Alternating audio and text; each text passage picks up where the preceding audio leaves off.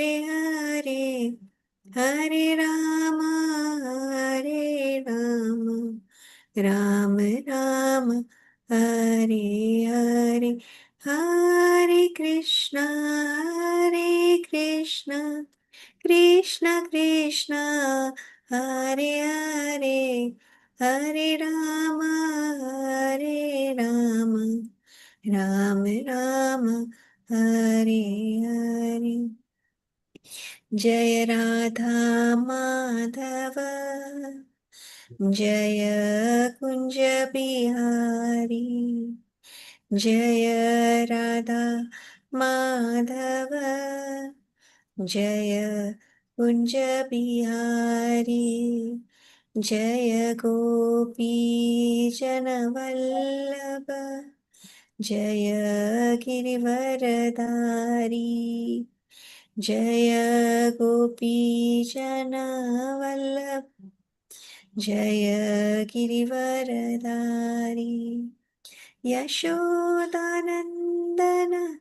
व्रज जनरञ्जन यशोदानन्दन व्रज जनरञ्जन यशोदानन्दन व्रज जनरञ्जन यमुनातीरा वनचारी यमुनातीरा वनचारी जय राधा माधव जय कुंज बिहारी हरे Krishna Krishna Krishna Hare Hare Hare Ram Ram Ram Hare Hare. Hare Krishna. So today I'm doing the Aarti of Shri Govind Dev Ji. Shri Govind Dev Maharaj ki jai. Shri Radha Govind ki jai. Hare Krishna. Shri Govind Dev ji की स्तुति। मैं अरज करूं श्री राधा गोविंद सुन लीजो थाका चरण कमल की भक्ति सदा मोहि दीजो। मैं अरज करूं श्री राधा गोविंद सुन लीजो थाका चरण कमल की भक्ति सदा मोहि दीजो। ए जी प्रभु मैं अनाथ तुम नाथ कृपा मुझ पे कीजो अब मेरे गरीब की विनय कान धर लीजो।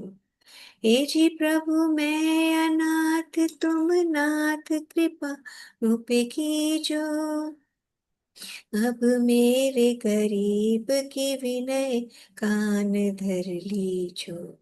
हे जी प्रभु भव सागर में भयो जात महाराजा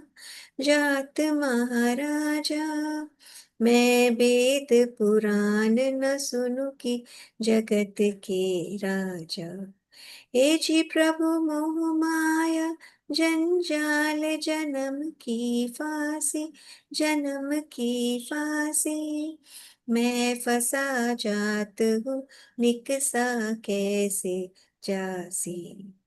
हे जी प्रभु अजामिल से पतित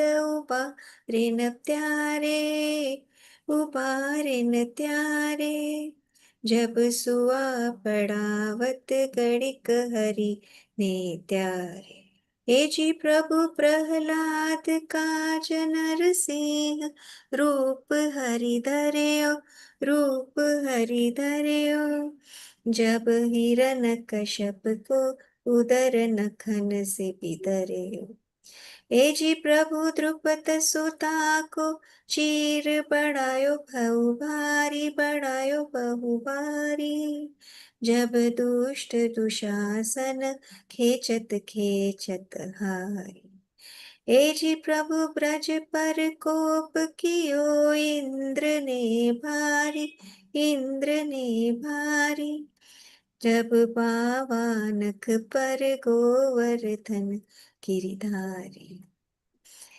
हे जी प्रभु पाप पुण्य का भार, शीश पर भारी, शीश पर भारी।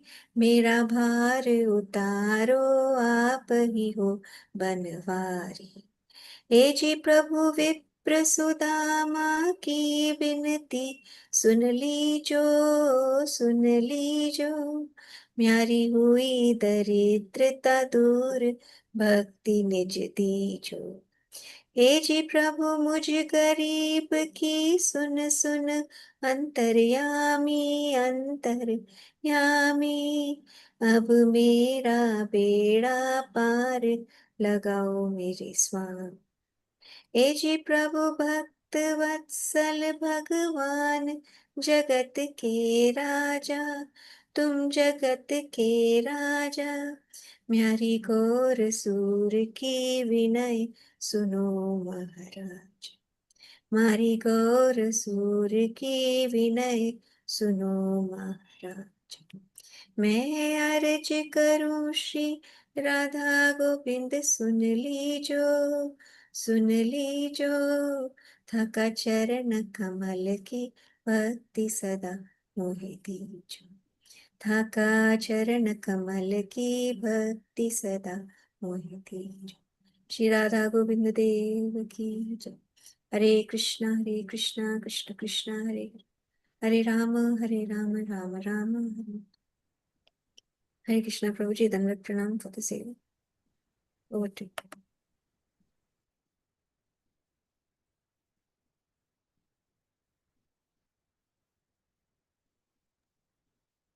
हरे कृष्णा, आई फिनिश प्रभु जी, दंडवत प्रणाम। संजीव प्रभु जी,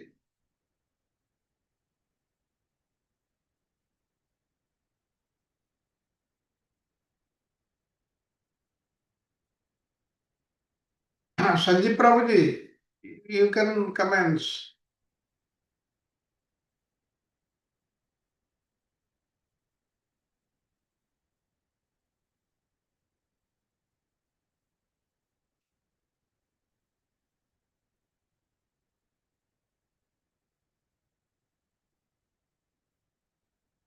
Sanjeev Prabhu, can you hear me? He's not online. Then we can have the recap. Then he will do the Mangalacharan. Nitya Sati Mataji, we can have the recap. Yes, Prabhuji.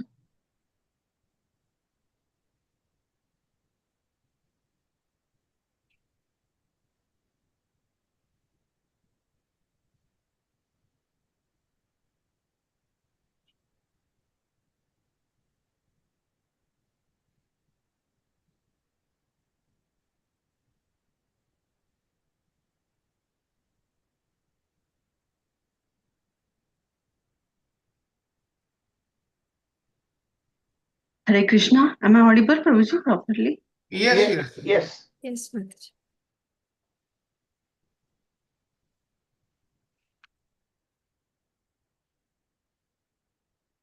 Yeah. So, Hare Krishna, Dandat Pranam, Shri Radha Govind Ji ki Jai. Last time we had been for lesson 1, we have started with it is about Shad Darshanam, which is the part of Govinda Bhasya, which is to be required. And His Grace Charu Chandra Prabhuji have gone through much details for this lesson 1. So we began with, and it was an introduction about Vedas and the 6 philosophies which do come under the 6 schools of thought. So first he introduced about Veda, what is Vedic knowledge, what is educational structure, Vedic literature, and what about Astik and Nastik, the historical context behind the path of knowledge and spiritual discipline. So amongst these 6 schools of thought, Lesson 1, in the lesson 1, Prabhuji has covered about 3 philosophies. The first one, that is Nyaya, then Vaisesika, and then Sankhya philosophy. And the next 3 about yoga, Patanjali's Yoga Sutra, and Karma or Purvamimamsa, and the next Uttar Mimamsa, that is also called as Vedanta Sutra. So His Grace Sanjay Prabhuji will complete it in lesson 2. So these are the few highlights which are mentioned. Okay, so thank you, Madhuri. Can you, you're doing the revision first, right? Yeah, Rika. Yeah, please start. I just have to connect my laptop. There is a slight issue here. Okay. Yeah. The Prabhuji. Hare Krishna. Yeah. So about Nyaya philosophy, that is the philosophy of logic and reasoning.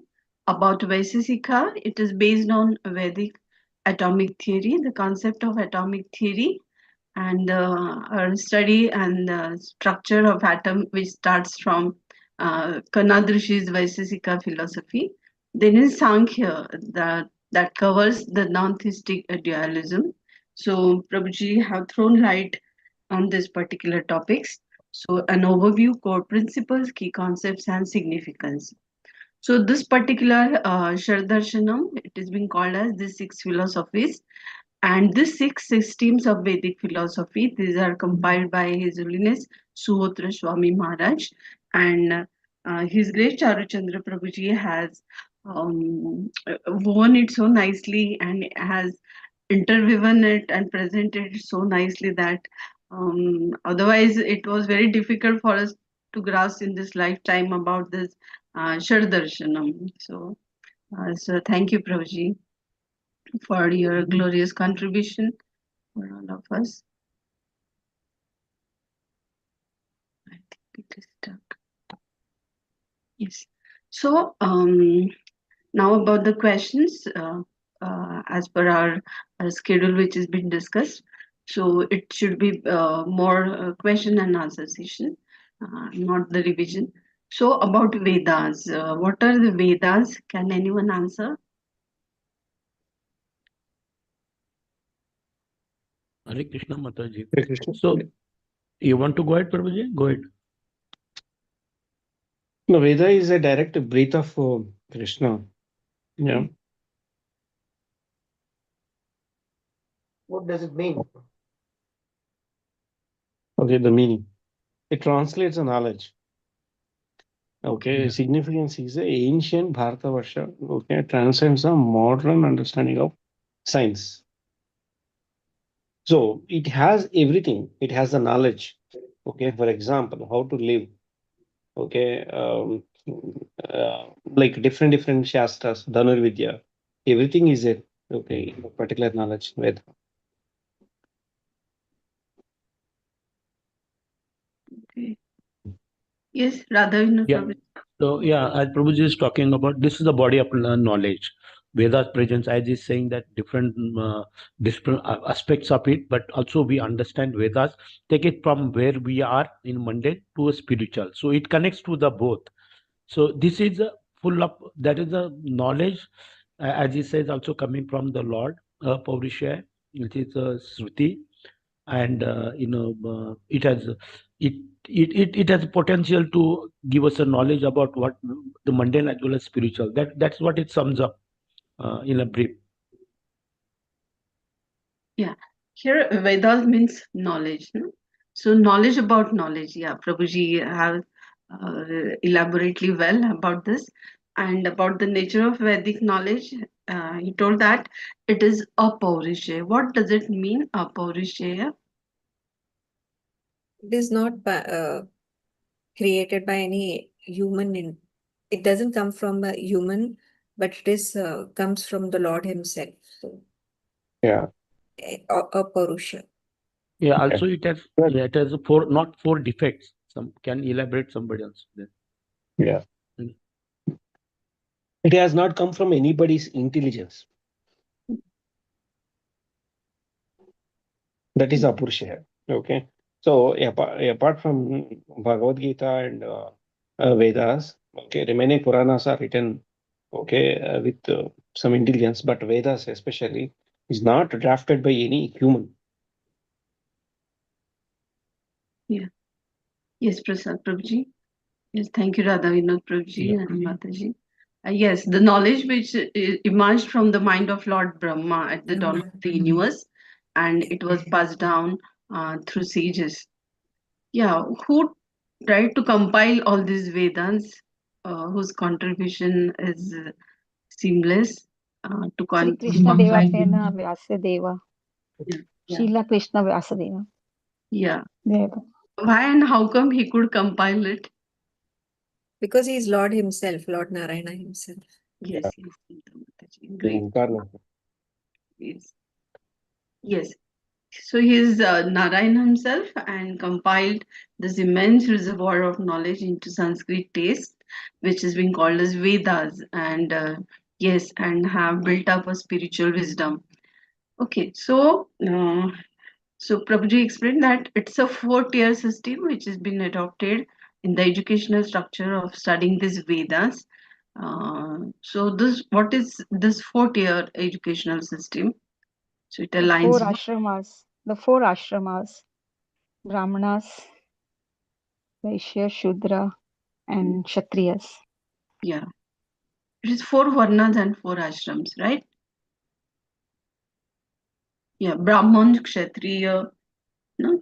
Vaishya and Shudras. So it is four varna. It is a varnashram system. It is being called as. So our Vedic system, it belongs to. It is under the privilege of Brahmanas who do study Vedas, isn't it? And the four ashramas, four stages of life in which it is being categorized. So it emphasized the memorization, um, to achieve mastery in rituals and prepare for renunciation and for the profound philosophical understanding it helped. And so many universities, they were based in previous times like Nalanda, Takshashila, about Vedic literature.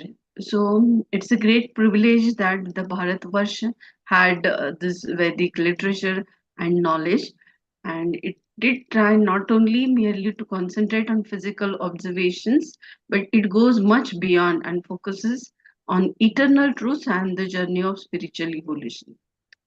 So, can anyone highlight the six schools of thought? I Nyaya, can. Vaisesik. Sorry, Prabhuji, can you go No, ahead? you go ahead. Mother, go ahead.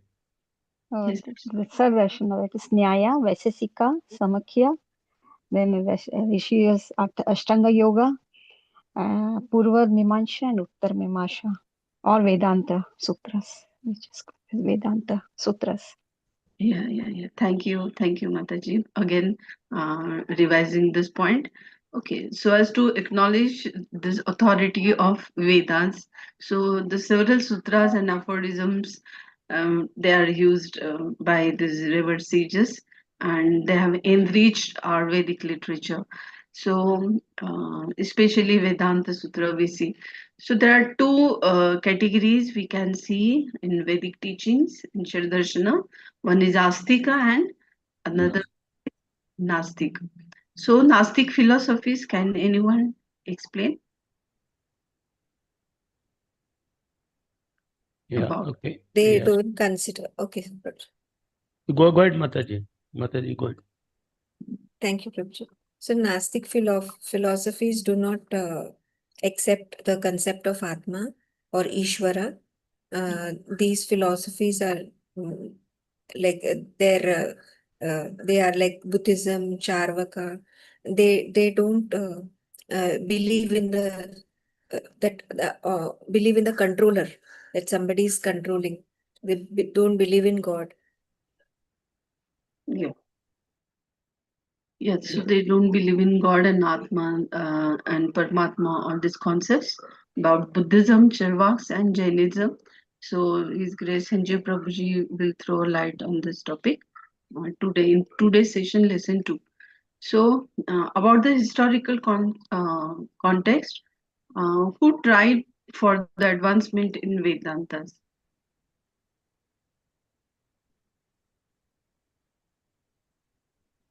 What was the question, Madaji? Yeah, who tried to advance Vedanta philosophy, like Shankaracharya Mataji. yeah.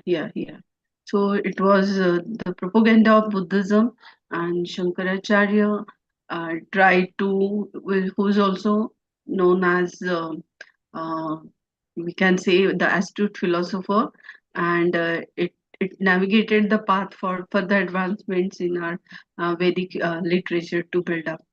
So, so what is this path towards knowledge as per the explanation?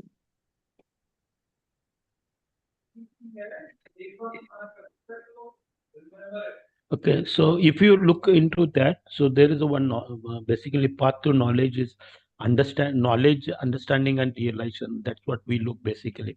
So jnana and vijnana, that's what is there. So it's a theoretical knowledge, jnana. Shankaracharya tried to give that knowledge about cosmos, about everything, but excluding Ishwar or controller in that part. So Vijnana is again, it goes beyond that one. So you understand what that knowledge and how to use that and connect with that. That is the Vijnana. So these are basically two things, Jnana and Vijnana.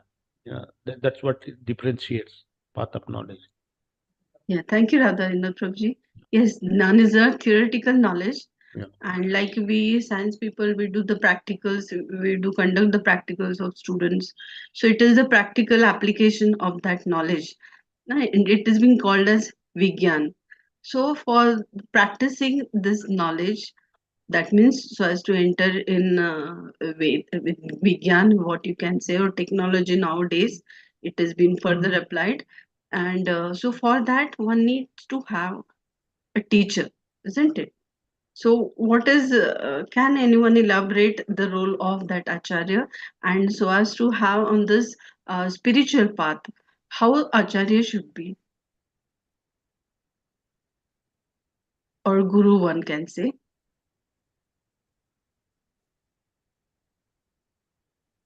हरे कृष्णा माता जी। Yes, यहाँ पे आचार्य का बहुत बड़ा role है, जो हमें अपनी जर्नी में ले जाते हैं, डिवोशनल पाथ का रास्ता दिखाते हैं, कि वो खुद वहां पे चलते हैं। एक he is one of the bridge, like bridge जैसे है, खुद भी चलते हैं, दूसरों को भी लेके जाते हैं। yeah, और ये पूरा जो ज्ञान है हमें बताते yeah.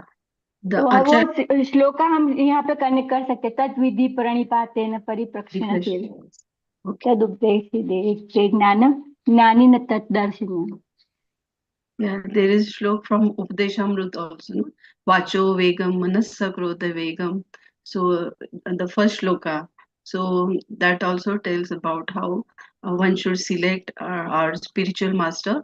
And the spiritual master should be from disciplic succession, should be from our parampara. And Prabhuji told that, yeah, we do stand at Brahma Madhva Gaudiya Sampradaya. So we have got a great legacy of our acharyas, and it is so authentic knowledge that is being absorbing, that has been absorbed by the devotees. So it is very important that one should have the teacher so as to show this particular spiritual path. So among the six philosophies, the Nyaya philosophy it has been there. So who tried? Who is the founder of this Nyaya philosophy? Gautama Rishi. Yeah, very good. Mataji, Samtha Mataji, it's Gautam Rishi. Akshapad. Yeah, He's also known as Akshapad. Akshapata.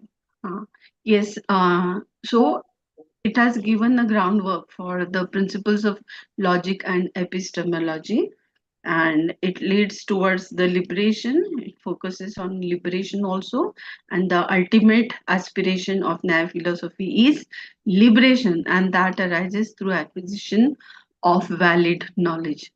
So, methodology is to effectively distinguish between valid and invalid forms of knowledge. So, it has been Nyaya Sutra and it is based on the logical reasoning. Yeah, Okay. Madan, on that topic also, this is a very essential starting point. Nyaya is integrates with everything, how to collect the knowledge, how to validate the knowledge. So this, and what are the what are the parameters to be used. We saw Jaiva Dharma also, Charu Prabhuji, that time so many people used to study, just 100 years back also, or in those old days, people used to study the Nyaya. So Nyaya cannot be outright rejected. As we see progressively, Naya lays the foundation. Even we want to understand bhakti also. So we go through the logical, right? How the knowledge is percolating down through sages and all that. It's a very important and very starting point. And the way as you are showing it, how it has been, analyzed, it plays a great role as a Naya. It's very important part. Yeah, so great. Yes, Nya philosophy, it has built up a strong foundation for these philosophies, and all these are interwoven. And we see that Nya philosophy has the great contribution in this particular knowledge concept, we can say. So there are four sources of knowledge. Yes, thank you, Radha Vinod Prabhuji. So which are those four sources of knowledge? So Prabhuji has explained so many times in different courses also, explained well with examples. So That is, knowledge that is okay. Go ahead, Mata. Thank you. So knowledge that is perceived through the senses, direct sensory experiences is pratyaksha, that is perception, and which is based on logical reasoning and evidence is anumana, and by the knowledge that is gained by drawing conclusions or analogies, that is upama. And the best knowledge is the Vedic Shabda Pramana, which cannot be challenged, which is basically comes directly from the source, from the highest authority. And it is it is based on the Shastras, so that cannot be challenged. That is the highest knowledge. Yes, thank you, Samta Mataji. That amongst all these four, Pratyaksha, Anuman, Upaman, and Shabda Praman. So, out of this four, Shabda Praman is considered to be the most superior one, that is a testimony, and which comes directly from the authoritative and credible individuals as well as the literature. So there are limitations to our senses and Anuman logical reasoning, so that may not be proper. And Upaman, drawing conclusions by recognizing similarities, it also has got the limitations. But here the fourth one, that is Shabda Praman. So it has been acceptable in Vaishnava Sampradaya also, and we do believe in the Shabda Praman. So as it has been told by our acharyas. So the 16 essential categories of reality, which include, okay, so amongst those, can anyone explain the different sources of knowledge?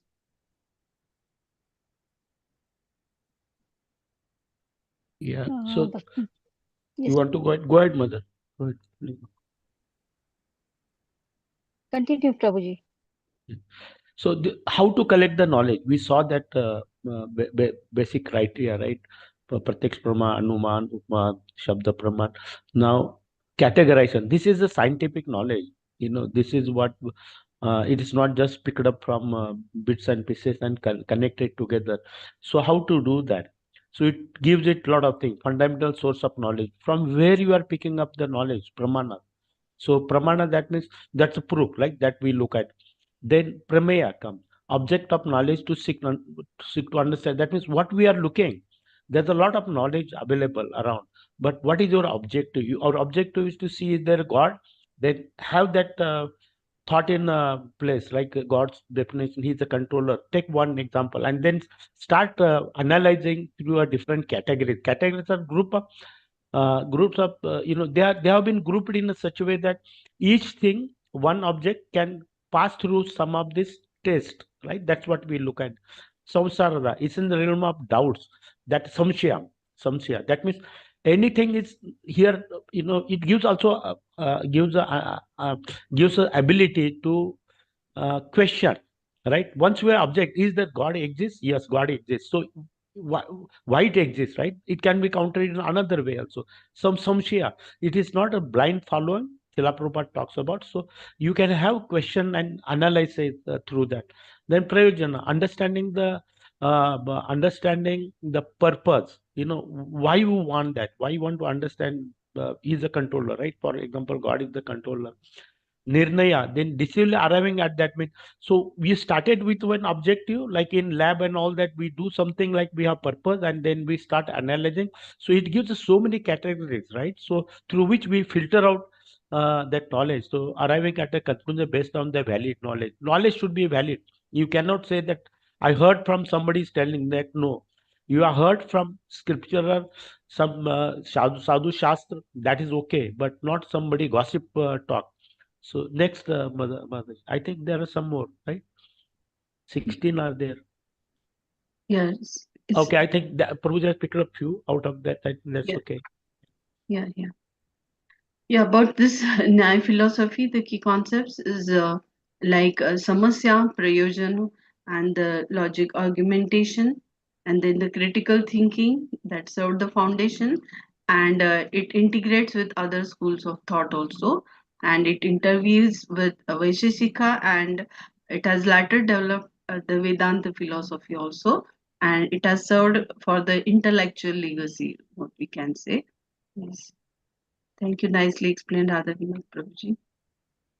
Yeah. So then is the next.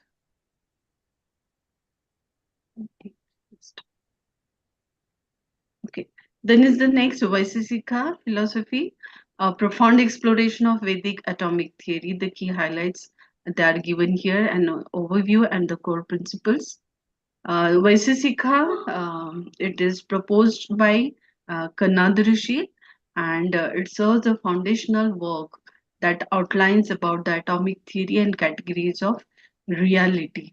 So, the Vaisesika philosophy aspires to meticulously categorize and comprehend the elements of reality and ultimately leads to liberation.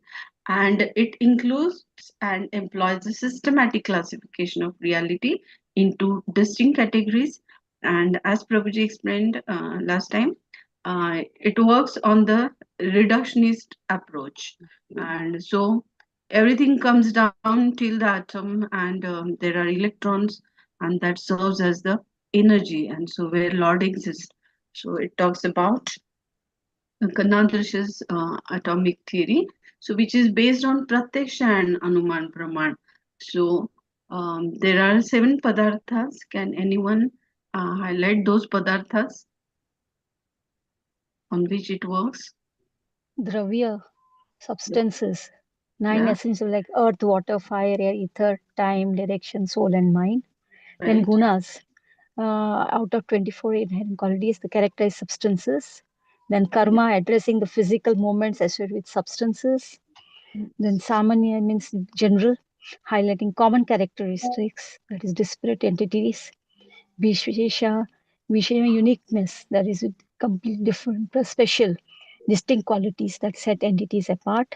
Then Samavaya inherence is that the essential connection between substance and their qualities. And Abhav means non-existence, that recognizes absence or lack of existence. Yeah. Thank you. So nice, Mataji. You explained about these 7 fundamental categories of realities and explanation of these padarthas. Then Yeah. is yes, Yeah. Radhavin. So let's see that, Nyaya was say 16 categories and 4 pramanas, right? We saw that way up to under. Now here it has been reduced to 2, Pratyaksh and Anuman.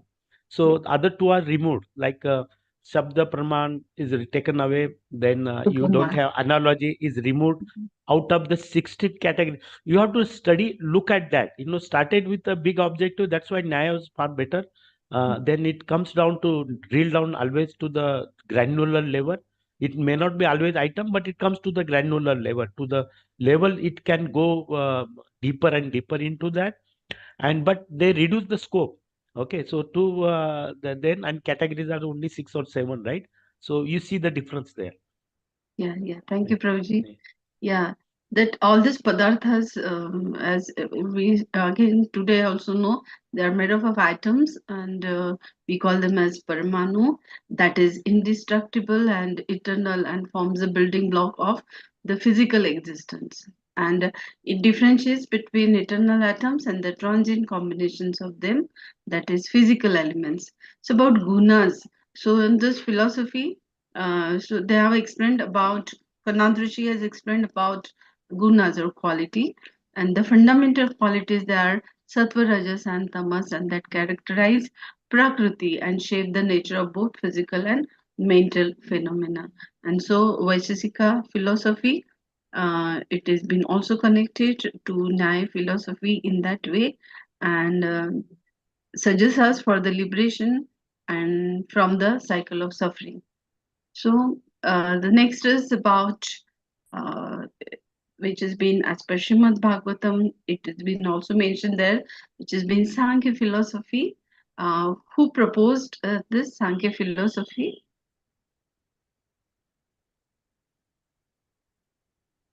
Devhutiputra Kapila. Kapila. Yeah, yeah. Kapil. Thank you, Mataji. It is Devahuti Putra Kapil Dev. No? He has elaborated this particular concept of Sankhya philosophy, and it is based on, uh, it covers about Purusha and Prakriti. So the Sankhya philosophy is marked by these two fundamental constituents, and Purusha, that is a conscious principle, and Prakriti, the unconscious principle, and it also leads to the moksha, and through this profound realization of the distinction between Purusha and Prakriti. Uh, so Prabhuji also explained about the one who is atheist philosopher, who is Kapil. So we don't follow that Kapil, but we do follow Kapil Dev from Srimad Bhagavatam, Devahuti Putra Kapil Dev. So it assists with Purusha and Prakriti, and exclusion of God. So, in contrast to many philosophical systems, Sankhya does not incorporate the idea of Ishvara, and it holds Satkaryavad and Parinamvad. So, it further positioning that causes and transform into their effects in reality rather than merely seeming to do so. So it is a cause and effect. So Prabhuji has given so many examples of cause and effect. So fire and etc. So um, so likewise, so cause is very important, and about this cause and effect, Satkaryavad, that is a principle which maintains that an effect exists in its cause prior to its actualization, affirming that an effect is a transformation of its cause. And it is the about the Parinamvad, it is Asat Karanat, Upanan Granat, Sarva Sambhava Bhavat, then is Saktasya Shakya Karanat and Karana Bhavat. So this particular philosophy has developed Parinamvad, which is a version of Satkaryavad, and yes, it's been called as the Sankhya system. And so there are basic argument for this particular premise. So this is about Sankhya philosophy, and about Prakriti and Purusha, uh, the explanation, and about the gunas, Sattva, Rajas, Tama, it has been mentioned, and yes, the proof of Purusha, it has been uh, also mentioned in this, and yes, it is the process begins with Pradhana, that is an agitated mode that has been activated to Mahat Tattva, which then progresses into Ahankar, that is false ego, and culminates in the five Dhanendriyas, five Karmendriyas, five gross elements, Panchamahabhutas, and five Tanmantras, Tanmatras, that is the sense objects. So, this particular philosophy is based on three sources of valid knowledge: perception, that is Pratyaksha Praman, Anuman Praman, and Shabda Praman. So this philosophy is based on it. Then liberation for Jivan Mukta and Videha Mukta. It has been explained here, and it is the interconnectedness of the Sankhya philosophy with Purusha and Prakriti is the foundation understanding uh, for the reality and achieving liberation, and offers profound insights into the nature of existence, urging individuals to seek the self discovery, who am I, and clarity amidst the complexities of the universe. So, thank you very much, Hare Krishna. Over to you, Sanjay Prabhuji.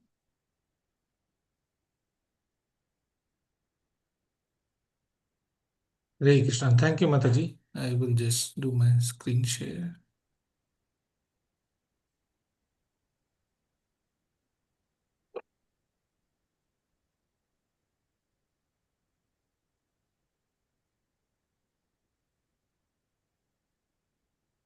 Okay.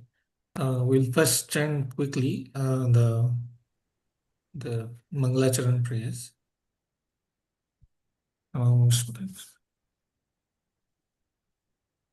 सर्वशास्त्राद्विपीयूष सर्ववैदिक सत्फल सर्वसिद्धान्त रत्नाद्य सर्वलोकी दृक्पद सर्वभागवत प्राण श्रीमद्भागवत प्रभु कलिद्वान्तोदित्य आदित्य श्रीकृष्ण परिवर्तित O Srimad Bhagavatam, O nectar children from ocean of all Vedic scriptures, O most prominent transcendental fruit of all the Vedas, O you who are enriched with the jewels of all spiritual and philosophical conclusions, O you who grant spiritual vision to all people of the world, O life breath of Vaishnava devotees, O Lord, you are the sun which has arisen to dispel the darkness of the Kali Yuga. You are actually Lord Krishna who has written परमानंद पाठाय प्रेमवर्षक्षराय ते सर्वदा सर्वसेवाय श्रीकृष्णाय नमस्तुमे.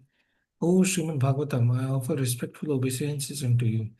By reading you, one attains transcendental bliss, for your syllables rain pure love of God upon the reader.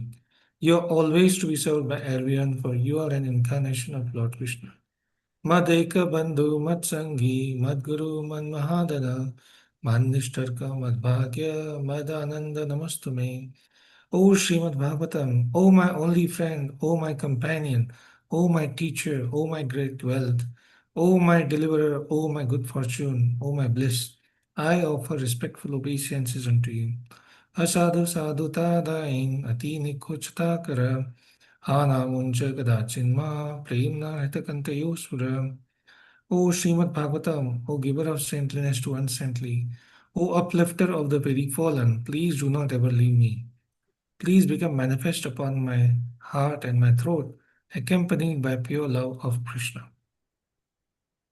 Namo Vishnu Padaya Krishna Preshthaya Bhutale Srimate Bhaktivedanta Swami Namane Namaste Saraswati Devi Gauravani Pracharani Nirvishesh Shunyavadi Paschatya Deshatarani Jai Shri Krishna Chaitanya Prabhu Nityananda Shri Advaita Gadadhar Shri Vasadi Gaur Bhaktavinda Hare Krishna Krishna Krishna Hare Hare Hare Rama Rama Rama Hare Hare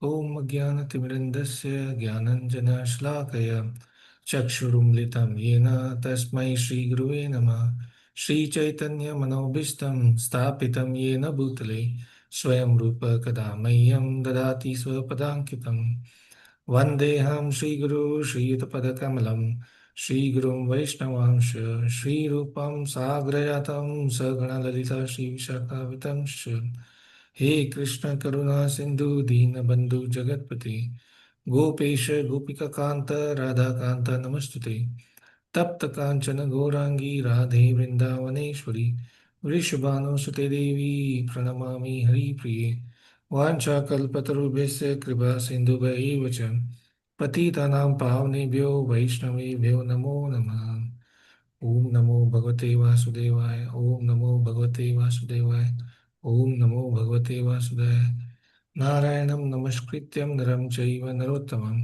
देवीं सरस्वतीं व्यासं ततो जयमुदीरयेत् नष्टप्रायेषु अभद्रेषु नित्यं भागवत सेवया भगवती उत्तम श्लोके भक्तिर्भवती नैष्टिकी हरे Krishna Krishna Krishna Hare Hare Hare Ram Ram Ram Hare Hare.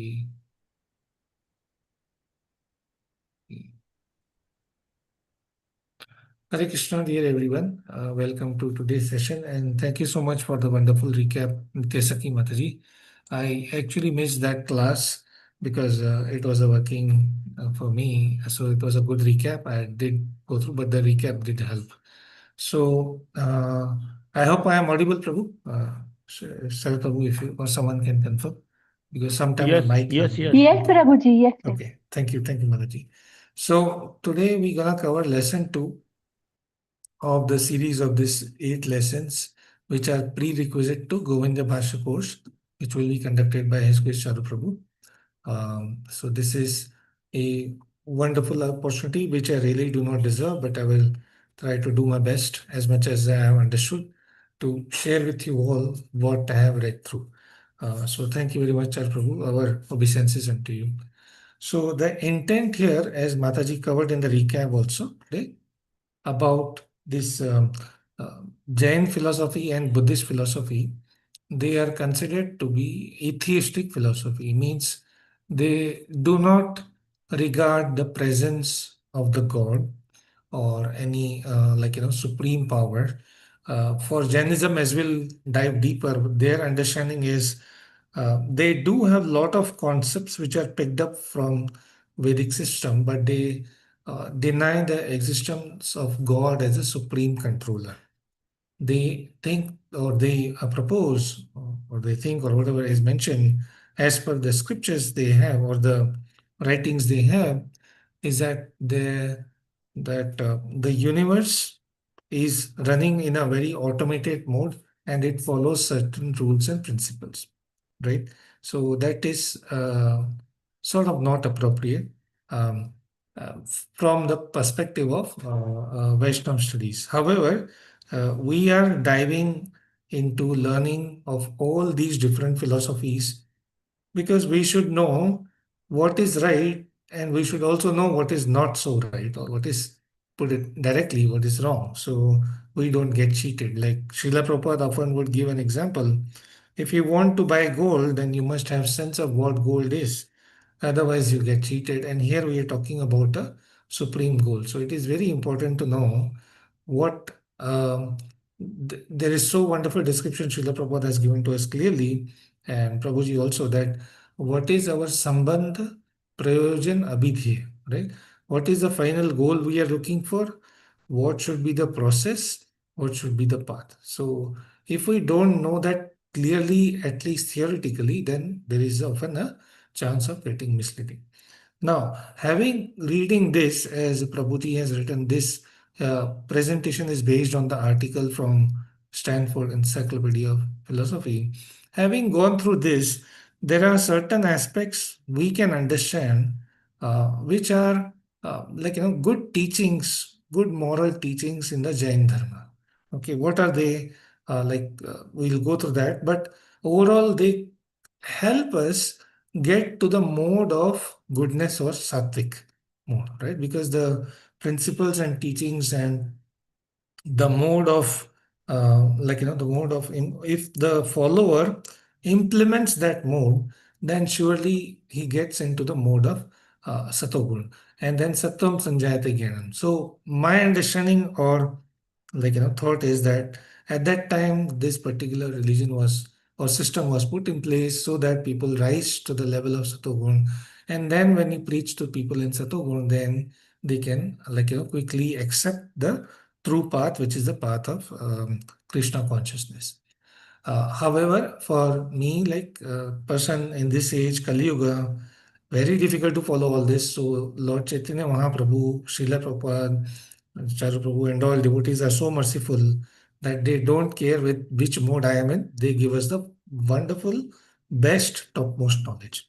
Okay, so that is my understanding. So once again, pranams and my humble obeisances to all of you because I know I'm going to commit a lot of faults here. So please bear with me, but I will try to share what I have read. So based on this article, right, what this article says, what is Jainism? So Jainism is a particular set of, like you can say, religion, or they believe in the teaching of the what they call jinas or the Tirthankars, right? And these Tirthankars, they can describe the whole eternal nature of the universe, right? And then the only writings, there are 24 Tirthankars listed. If we get time, we can just read their names. We'll try to read the names and offer our pranams to them.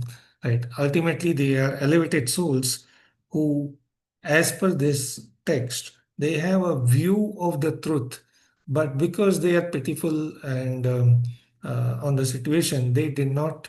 It seemingly they did not disclose the truth. They just said, "Follow this, and then you will reach the eternal world." Uh, they say that follow this, and then soul is right now bound with karma or attached with karma, which we'll read deeply through this. And then once your karma is wiped off, cleaned up, the soul is pure, then you go to the eternal world, which is full of Satchidanand. But that after that, what happens? That is not described, but our Bhagavatam gives so much elaborate, and Chaitanya Charitamrita gives so much elaborate description of that, right? So they believe in that teaching. The only writings that are available are of Tirthankar called Mahavir Jain. He lived in India, and then this Jain philosophy has a system that explains reality, ethics, and knowledge. Right. As I said, overall teachings which we'll go through, but in summary, they teach that soul is born by material karma, and it can free itself through ahimsa or non-violence, discipline, and jnana or correct understanding of things. And they also say that, as per this article, reality is very complex and it must be understood by different viewpoints, which they call Anek Anantavad. That means the same reality can be viewed from different viewpoints, and liberation can be reached when all karma is cleaned off and removed. Okay, so that is a high level capsule understanding. Now let's go through each of these, aspects which were given by in this article. The first aspect here is ethics of renunciation. Renunciation, if we go by teachings of Bhagavad Gita, as per Lord Krishna to Arjuna, renunciation is tyaga, right? So, what are the ethics or what is required for renunciation? Prabhuji has given nicely the categories here. First is self-sacrifice, which means swadhyaya, right? And how that will help? That will help from this cycle of rebirth, right? From this 8.4 million species, we believe. I don't know if they have that thought, but this eternal cycle of rebirth from the samsara, by doing this self-sacrifice or following this principle, we can escape that or get that moksha. That's what they will come to. Then there is non-violence, right? And Jainism has a strong belief of this ahimsa, and they go very deeply into this practice so that we do not harm any living being, and we'll read that also. Then, not just that, but they have very impressive write-up of, we were reading about Vaisheshika and Nyaya philosophy, and there is Buddhist philosophy. Sarat Prabhu will talk next time. There are some imports from that also, and they have a very intelligent text debating over all that, like categories of reality. So that is like understanding of the nature of the existence, which I would call in Bhagavad Gita as Prakriti and Self.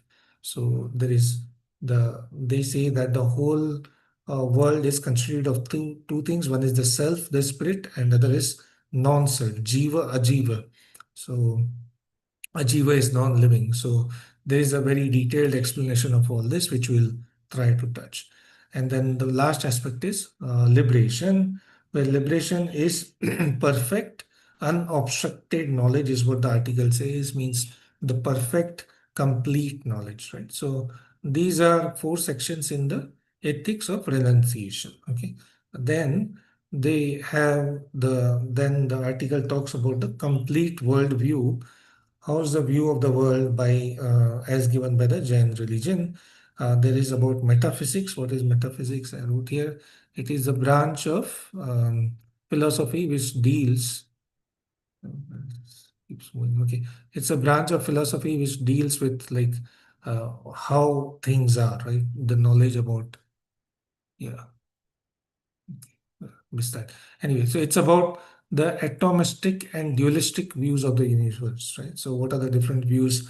A lot of that ties back to how Bhagavatam says in Canto 5, right? It comes back to that. Then taxonomies and cosmology, right? So taxonomy is again like different philosophies, how they are put together. I think, why is this not showing? I wrote this. Okay, keeps slipping. I knew I will forget that, so I wrote it, but it's not. So, okay, we'll come to that. But taxonomy again is classification or categorization of the substance, including 6 type of interaction. So, for example, when I teach to a KG or grade 1 student, how do you categorize? I give them 5 articles, put fruits in the fruit basket, put vegetable in the vegetable basket. So, categorization of different things. Then it talks about human-centered ethics, right? Which is self and karma, right? Distinction and dualism in understanding the self relationship with karmic matter, right? Finally, it talks about the omniscient, right? How the universe appears to the omniscient beings. Omniscient here is, in our context, omniscience is only Paramatma or Krishna or Bhagwan who can have that quality anywhere, to be present anywhere. Here they refer to omniscience as the elevated personalities and how they view the world, right? So these are the high level view of what we'll go through. Then there is more. There is a third uh, this thing that is called epistemology, which is theory of knowledge, like how we gain knowledge, where we gain knowledge. So how to all that epistemology here defines that. So what are different types of knowledge? That is differentiation between the ordinary and extraordinary cognition. So they do believe in that. Okay. Then authoritative teaching. This again is in line with what we have, like the parampara system, right? So the importance of teachings from liberated being as a guide for spiritual progress. So this is in line, like how Krishna also says in Bhagavad Gita, right? He establishes that the chain of disciplic succession was broken. So I am telling you again and re-establishing that, right? So that is also practiced or felt here. Then inferential reasoning, right? That is like through logic and debate. There are many views of the truth and how things can exist and not exist in different ways. So these are like very deep jnana type discussions which people in Jainism they have. That's explained here, right? And then there's different doctrine of perspective, like understanding the objects have multiple perspective and properties simultaneously. Like that's what I said, like how things can exist and not exist. So that's like what they call Vivartavad discussion, Anuman, and so all this like deep sections or branches of knowledge. So overall here, Jain philosophy emphasize comprehensive understanding of self, karmic matter, ethical living. All right. So this is what, like, as I said, the soul has karma, and then through ethical conduct and living, one can clean up that karma and purify the soul. It integrates metaphysics, epistemology, ethics into a unified framework aimed at achieving liberation through self-awareness, non-violence, rigorous philosophical inquiry. So practice the the philosophy given or the details given. We'll read that also. Be self-aware. Understand that you are distinct from the matter. Right. That's again basic teachings of Bhagavad Gita as well. Then non-violence. Don't harm anyone, and through that clean up or purify your soul, and that's how you get liberated. So their context is more about liberated. Now, the, um, as per the article here, there is no one person who established Jain religion. It started with Rishabhanath, who is also referred to as Adinath in the scriptures, and he is regarded as first teacher of Jainism in the current cycle. And then there are these 24 Tirthankars. Last one is Mahavir, as I said, and then most of the documented work come from him. However, in our Bhagavatam, we have Canto 5 and chapter 4, 5, 6. They speak about Rishabdev as a son of King Nabhi, and There's, I think mother, I forget the name. That will come. That mother, his mother's name. So King Nabi and Miru, I think, right? So he's a son of um, these two, and they did a lot of uh, tapasya to achieve a son like Lord, and then Lord appears, blesses them, and then Rishabh Dev is considered as incarnation of Lord. As per Canto 5, Chapter 5, Rishabh Dev preached the proper Vedic knowledge, right? But then his passing away is mysterious. He passes away in a forest fire. He leaves his body. Then at that time he was in a place in Karnataka and South India, and there were kings of Konka and other regions. So those kings, one of them was King Arahat. This is there in our stream. I think I can share that also. I was just reading that yesterday. Let me share that. So we all have a correct perspective here of Jainism. So here it is. This is the verse, right? So Shukdev, this is Canto 5, I think verse 6. Canto 5, chapter 6, verse 9. So I will just read this. Shukdev Goswami continued to speaking to Parikshit Maharaj, and he said, "My dear king, the king of Konka, Venka, Kutaka, whose name was Arat, heard the activities of Rishabdev, and imitating Rishabdev principle, he introduced a new system of religion. Taking the advantage of Kali Yuga, the age of sensual activity, King Arat, being bewildered, gave up Vedic principle which are free from risk, gave up the Vedic principle which are free from risk, and concocted a new system of religion opposed to the Vedas. That was the beginning of Jain Dharma. Many other so-called religious system, they followed this atheistic system. So in the purport, Srila Prabhupada says, just like when Krishna was there was a person called Pondarik who imitated. Then there were others who imitated Lord Rishabdev, who was actually a Paramahansa, and his teachings were in line of the Vedic philosophy. But because the people in Kali Yuga, as said, are Manda Sumanda Matayo, they don't have culture, so they fall trapped. So that is a sort of a warning. So why I am reading this is so that we have a correct view as well. However, when we go through this teaching, they are very good. In to some extent, as I said, I felt they take you to the level of Satogun, right? So let's try being Paramahansa and pick the right thing, apply them that is needed to us. The not right thing here is the mention that there is no God, right? So that is not correct. We know that is not correct, right? So we go through that. Next, so first topic, first A, which is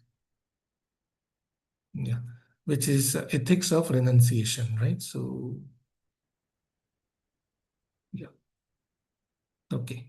So here we'll read. So as I said, Jainism emphasizes personal transformation over environmental change. Now this is a very important aspect, and we can apply that, right? It's good. So when, let's say, what does that mean? Like, if things around me are not favorable to the way I want, the option is okay.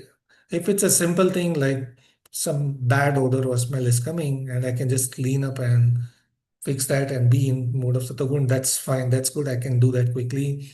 But if it's a very ardent desire, like very strong desire that I become some big person and I have a bank balance of multi-crore rupees, then I can do this, that, and all that, which requires a lot of effort and energy, right?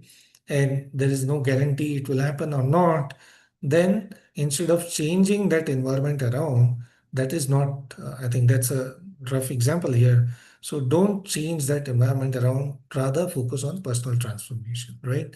Um, Another example here is like in the world order today, when we see the news, there are a lot of things that are happening which hurt us or which what do you call, which impact us, right? Or this president of so and so country has done this, they have attacked here, or if I go to our neighboring region like Bangladesh, so much is happening there, right?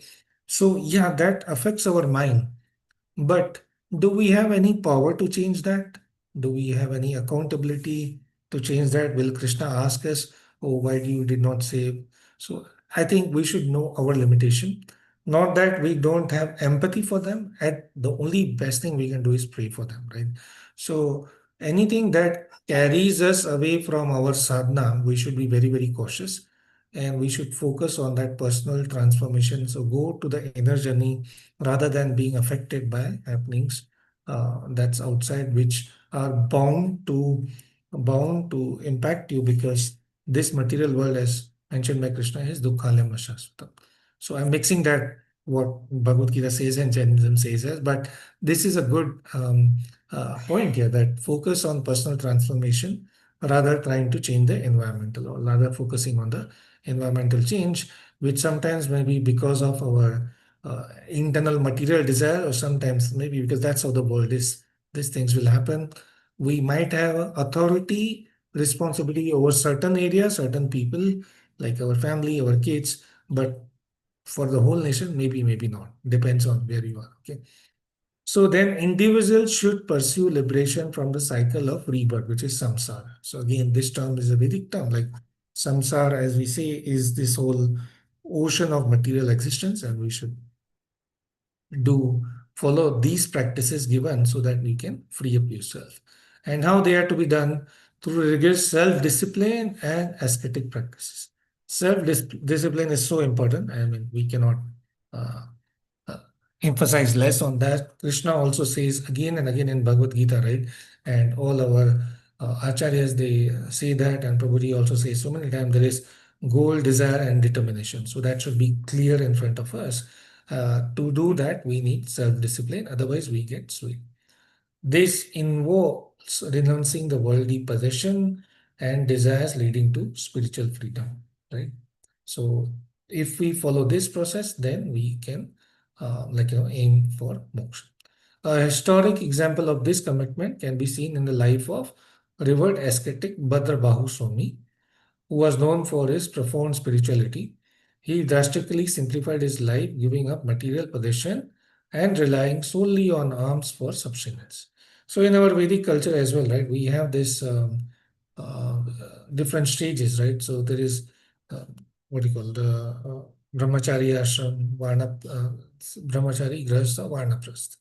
So, that is there. Of course, in Kali Yuga, no one is advised to follow sannyasa, but vanaprastha to some extent, where you can get yourself away from the day-to-day functioning of the only, just do what is needed to keep mind, body peaceful and healthy, and then focus on reading Srimad Bhagavatam, Chaitanya Charitamrita, associate with devotees, what we are doing and Prabhuji is doing for us, and then focus on improving the chanting. That's it. But that's what we would want to do. So that those are the teachings here, and his dedication to self-restraint meditation enabled him to transcend earthly attachments, ultimately achieving liberation. So for Jainism, liberation is the goal, and definition of liberation, as I said, given in this article, is that person goes beyond this material world and reaches a world where it is Satchitanand. There's no further description given, at least as per this whole article, and few places are read. Now, it is interesting, or it is helpful to know about this personality called Bhadrabahu Swami, very, very revered saint. So we offer our obeisances to such teachers. So who was he? He is a highly respected acharya in Jainism. He lived around, this is from Wikipedia, from 4th to 3rd century BC. He belonged to early Jain monastic tradition.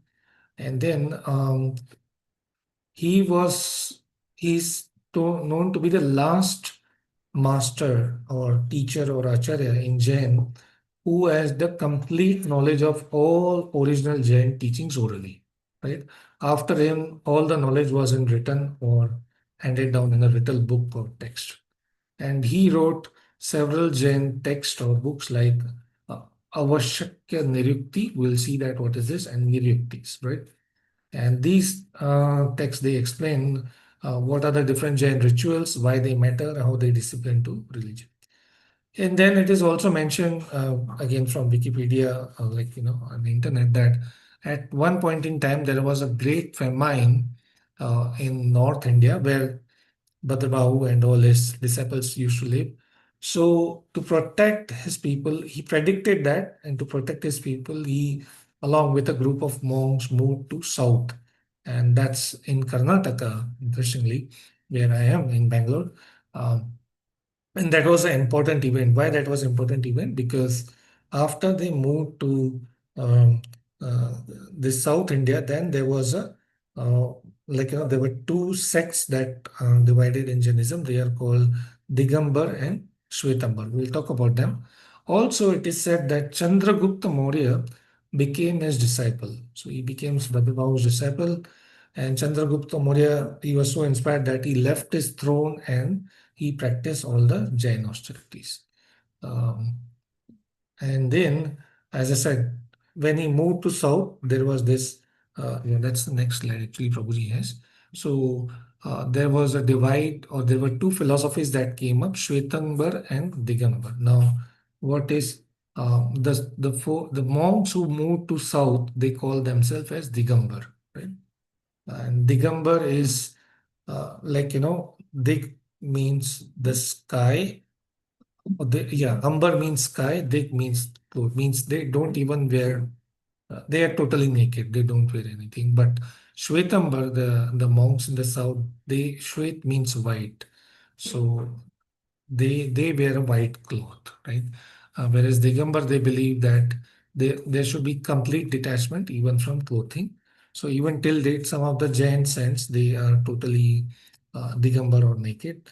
Well, I think in our Vedic philosophy, if I'm not mistaken, even Shukdev Goswami, we call them Avadut, right? So they did not wear any clothing, right?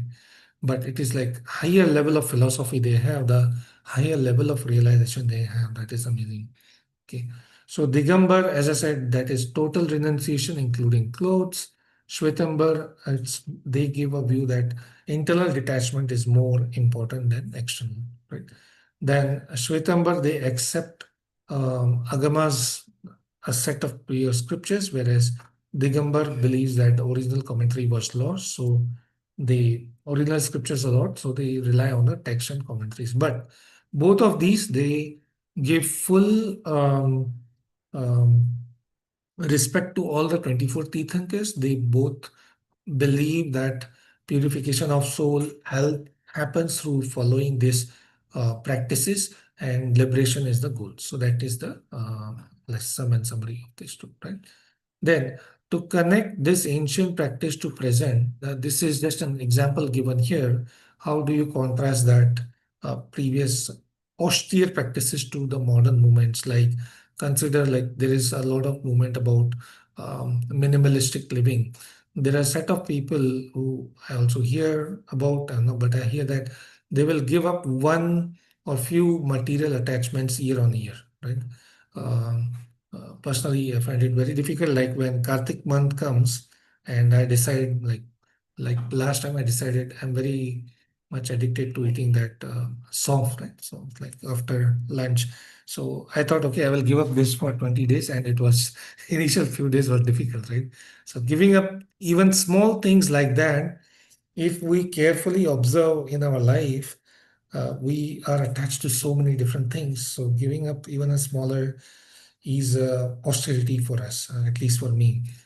But these are really exalted people who can, give up things, and then they consciously reduce their possession and consumption, right?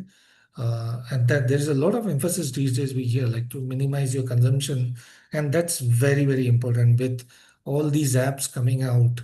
Where in India there is a new app called this Blanket and whatnot. Anything you want, you can get in 10 minutes. Anything, right? So that actually is corrupting our mindset so badly, because our tolerance now goes down, specifically with the new generation, that I want it means I should get it in 10 minutes. So like someone should really, like government and all, should really evaluate that on when we introduce these new things, how the mindset get corrupt, and really focus on that. Anyway, so here are these saints who teaches us this renunciation, and they go on reducing, and others in the current day, as per this article, Readers might explore this ethic by undertaking simple ascetic practice this week. For example, fasting for a day or foregoing non-essential purchase and reflect on the impact. Like when we give up things like that, initially it is troublesome, but later on we feel more purified and more detached, right? I think for us, we have a practice of Ekadashi twice a month. There are many other events that come like um, Janmashtami and so many other fasting events. So if we do that with full proper consciousness and mindfulness, that's good enough, I would say. Yeah. Okay. Overview of Jain philosophy. Now, this is a focus on non-violence, right? So, I think you all know at the core of Jain ethic is principle of non-violence, which extends to all living beings. Jain believe that each being possesses a divine self or Jivatman, and harming others bind one to karmic consequences. That's so beautiful, right? That's correct, right? If we definitely Bhagavad Gita says that who's like the Pandita Samadarshana, that Pandit, he sees an elephant, a dog eater, has the same view as with the presence of Brahman or Paramatma in them. So we do not harm them. At the same time, they also caution us that while there is a presence of uh, uh, Paramatma or Lord in them, that particular entity is in a certain mode, maybe Satogun, Rajogun, Tamogun. So unless someone is really spiritually elevated or someone is like Lord Chaitanya Mahaprabhu or empowered by them, we should maintain that sort of dealings very carefully among the people and among the other living beings so that they don't misuse us or cause any harm. But we should not harm them, the other entities, and we should follow active compassion. What is active compassion is passive is avoiding the harm, but active compassion is those who are hurt, then we try to help them. For example, here the example is like some of the Jain, they open up this shelter for animals or there is shelter for the cow and other living beings. So that is a pure um, deeper example of practice of ahimsa is not just avoiding, like one is avoid harming anyone, but two is extend your mercy through assisting them or providing shelter through different possible ways based on your capacity. Now, parallel to our, like, when we talk about compassion, what does Srila Prabhupada say? Srila Prabhupada would say always that being compassionate to any living being is giving them the knowledge, the right knowledge of book of Bhagavad Gita as it is or Bhagavatam. So that's a parallel, but here it's more, as you can see, it's more geared toward the physical or material level. By the way, that's not bad. It's good to have. It's additional is if we can give them either prasadam or Bhagavad Gita as it is. So we can we are not just, as they say, if a person is drowning, would you save his cloth or would you save the person himself, right? So we save the soul, right? We try to save the soul as per teachings of Srila Prabhupada. Right? Furthermore, categories of reality, as we say, there are different um, uh, deeper thought processes here. Jainism categorize existence into several elements, notably the conscious being Jivatman and non-self. So there is Jiva and Ajiva. Jiva means the spirit soul, Ajiva means all the non-living matter to the minute level of atoms. Understanding these categories is essential for ethical living and spiritual progress as they provide foundation for how Jains perceive and interact with the world. A key aspect of this is recognizing different kind of life form, such as one sense being which influence daily ethical decisions. Okay. So here, I would just like to draw the parallel why it is so important to differentiate between the spirit and the matter, because if you go back and see how Lord Krishna teaches in Bhagavad Gita, right, that we actually are the soul but we are bound to this matter. When we get that knowledge, then we try, and by hearing again and again and again, we then embed that knowledge and we try to apply that knowledge, then we can detach ourselves and focus more on our real self, right? And plan our journey for spiritual growth and not just focus on the material attachment, material growth. So that way it is very important. And even our texts, they teach us, like, for example, through the chanting of Hare Krishna Maha Mantra, through the chanting of Gayatri, it is all very important that we focus that we are this true self, right? And that is more worshipable as, or much more elevated, worshipable. And why so? Because it is part and parcel of the Lord. And our true goal is to be in alignment, serving the Lord through their messengers or spirit, through the acharyas or other senior deities, right? So this is very essential.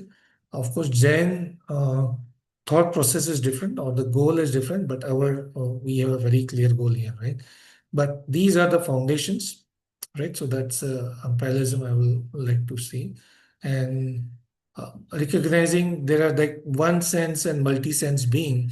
If I come to our Vedic explanation, again, what we hear, for example, we covered that recently, there is Annamaya, Pranmaya, so different level of senses. We need to be aware of them and ensure that we don't harm them, right? Like, for example, if we do a certain activity, it could harm a lot of living organism, then we should try and avoid that. Now, certain things like, as we know, even by breathing, we kill so many different bacteria, is what said, but what to do? Or if someone may be into that, situation where I think someone is a chemist and has to do some testing and all, that's his job, that's another part. But yeah, we have to be thoughtful before uh, uh, that we don't cause any harm and take our decision accordingly, because all of this then incurs karma. Right? For example, Jain often filter the water to avoid harming even microbial organism that may reside within it. By respecting the presence of life, even in such minute forms, Jain demonstrate the commitment to non-violence and mindfulness, making abstract taxonomy resonate in everyday choices. These categories also inform Jain cosmology and metaphysics, right? So, yeah, that is their key aspect. I think they cover their mouth also so that they don't kill microbes and take necessary oxygen or air, and they don't kill even the. So that is the extent or level they go to. Now about liberation, right, or moksha, okay? So achieving unobstructed knowledge is the ultimate goal of Zen. Unobstructed knowledge here is, I tried to find out, it's like the perfect knowledge, right? Uttama right? So they want to know the knowledge about the spirit, that I am the spirit, and then, okay, there is the cosmology about and how I come here, how can I go on? So by achieving that, and how do they achieve that? Again, this is very interesting, very, very interesting here. How do they achieve that? They believe that has to be achieved by hearing the scriptures, hearing the acharyas or the spiritual masters, or through this knowledge of the Tirthakar. Again, that is so much coming from our Vedic, Vaishnava system as well. There is so much importance to hearing, right? Prabhupada gives so much importance to hearing. Bhagavatam gives so much importance to hearing that they emphasize that to the extent that hearing a Vaishnava or meeting a Vaishnava, even for a lava matra, is much, much more precious, and it can give us the goal or bhakti immediately. Right? So that's similar here, that that knowledge has to be understood, it has to be analyzed, and it has to be heard from the liberated beings. These liberated beings, they embody an inner peace that transcend the worldly concern, and they possess all encompassing understanding of the universe. Okay. And what will that give us? Once we know the knowledge, then we become fearless, because we know that we as spirit soul are eternal. There is no fear of death.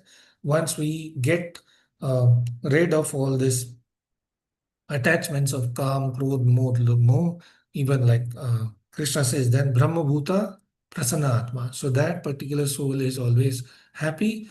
he sees everyone Pandita Samadarshana, and then he can become the teacher of the world also.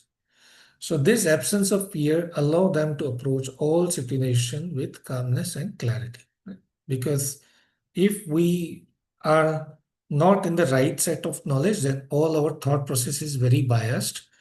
We become attached and we take decision based on excessive greed or fear that will not lead us to the right. But those who are detached from all this, they can guide us, right? So they can liberate us and they can give us that path. Okay?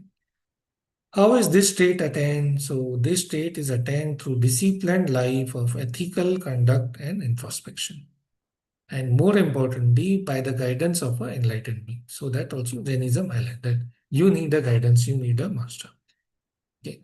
In fact, they are very well organized. As I said, we recently went to Varanasi and there were so many Jain temples. One of them was right on the Ganga Ghat. You can sit there, view the Ganga. We used to go every day morning there and do our chanting over there. And they were very welcoming, right? So it was very wonderful.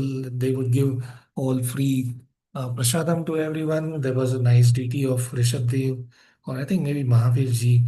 Uh, I didn't know that, but one of them, and very peaceful. So this state is attained through a disciplined life of ethical conduct, introspection, guidance of enlightened beings.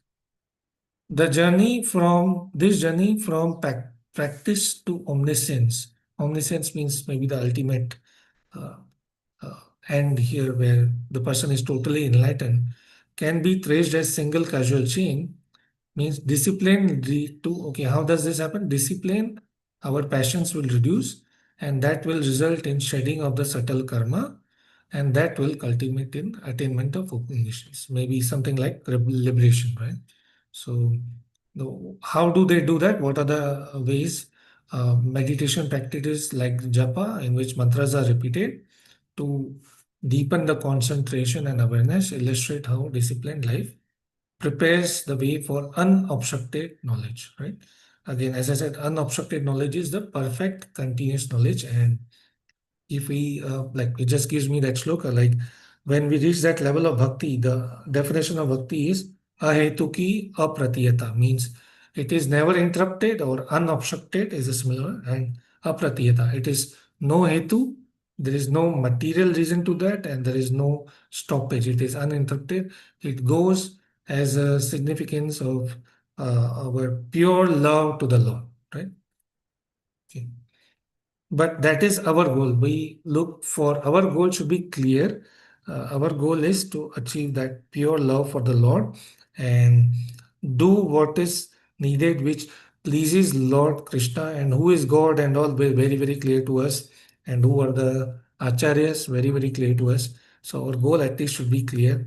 Here, if as you read through, the goal is not very clearly stated. It is like, okay, you become liberated. Okay, what after liberation? I am a soul. I need engagement, right?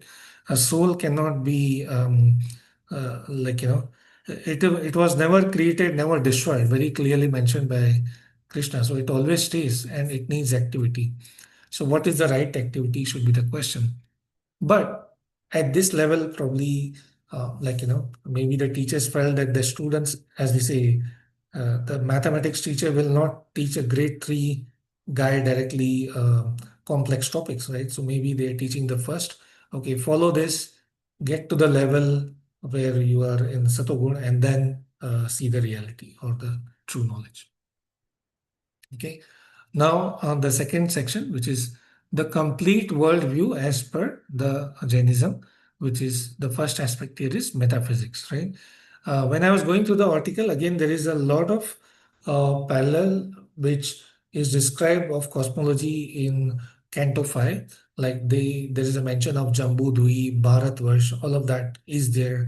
They do believe that part. However, as I said, and we'll read here, they do not believe the aspect of a creator and a controller. They say that universe, this material nature eternally exists, correct. Soul eternally exists, correct. But what is not correct is there is no creator. And that I can say because of not my knowledge, but what we have read from Srila Prabhupada teaching, and we have full faith in that. Right? So anyway, let's see what Jainism say. It is characterized by atomism and dualism. Positing means specifying that universe consists of eternal indivisible atom or parmanus and conscious jivan. So yeah, the we are the superior. So as Krishna says, there are three energies, right? Superior, inferior, and marginal, right? Actually, we are part of the superior energy, but we have come into contact in the inferior energy. So that's why we are like Tatastha Sakshi, and we have a choice to stay here or make a conscious decision to go back. So that we have clear understanding from Krishna, right?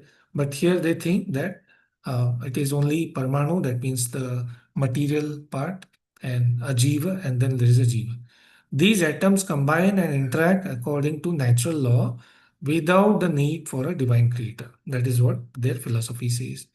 In contrast to this, there are other systems like Vaisheshika we just read, or our Vedanta. They clearly mention the inclusion of Ishvara, right? So this juxtaposition means the comparison highlight the distinctiveness of Jain metaphysics, which emphasize that autonomous functioning of natural law without divine intervention. Okay. So Prabhuji writes here, so one must ponder, if the natural law is sufficient, what motivates the moral order without a cosmic regulator? Means, how can there be a creation without a creator? How can there be a imposition of karma, the giving of a right punishment or rewards without the personality behind? So it's a very easy thought, but okay, they don't believe this. So this question also encourages deeper contemplation of Jain versus Vaisheshika worldview, inviting the readers, which is all of us, to explore the implication of a universe which is governed by natural law alone versus one overseen by divine. Can there be this whole creation, as we say, without a creator and without someone overseeing it, right? So that this particular slide highlights what their belief is, and it also challenges how can that happen, right? Okay. Let's take a 30-second break here. Any questions so far? Or any Yeah, comments? yeah, Prabhuji, I have, Yes, sir. that still I'm grappling to understand atomism and dualism. That means reduction, bring to the lowest. That is what atomization, right? Come to the granular form. Parmanu, yeah. But dualism is a different. So these two, what is it then? How the dualism come? Dualism the two, right? Dualism there is a different two. Atom is in there, and are you talking about dualism? That means combination of the atoms. Are they talking about in that dualism? Yeah, Prabhu, my understanding here in the Jain philosophy here, dualism means the Jiva and Ajiva. That is the dualism they're talking about.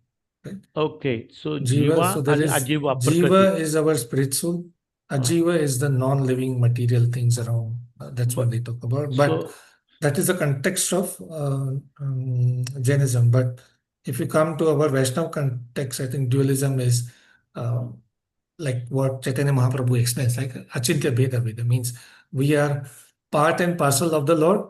We are same in quality, different in quantity. That's the no, similarity. That's my we understanding. will not go to Vaishnava, but try to understand Jain. Automation, Yes, that means reduction, lowest level, and correct. dualism.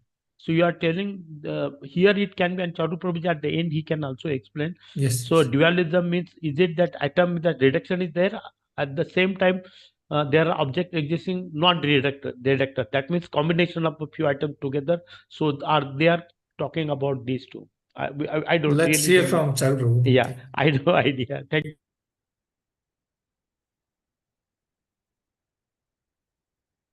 We can't hear you. Are you using the right mic?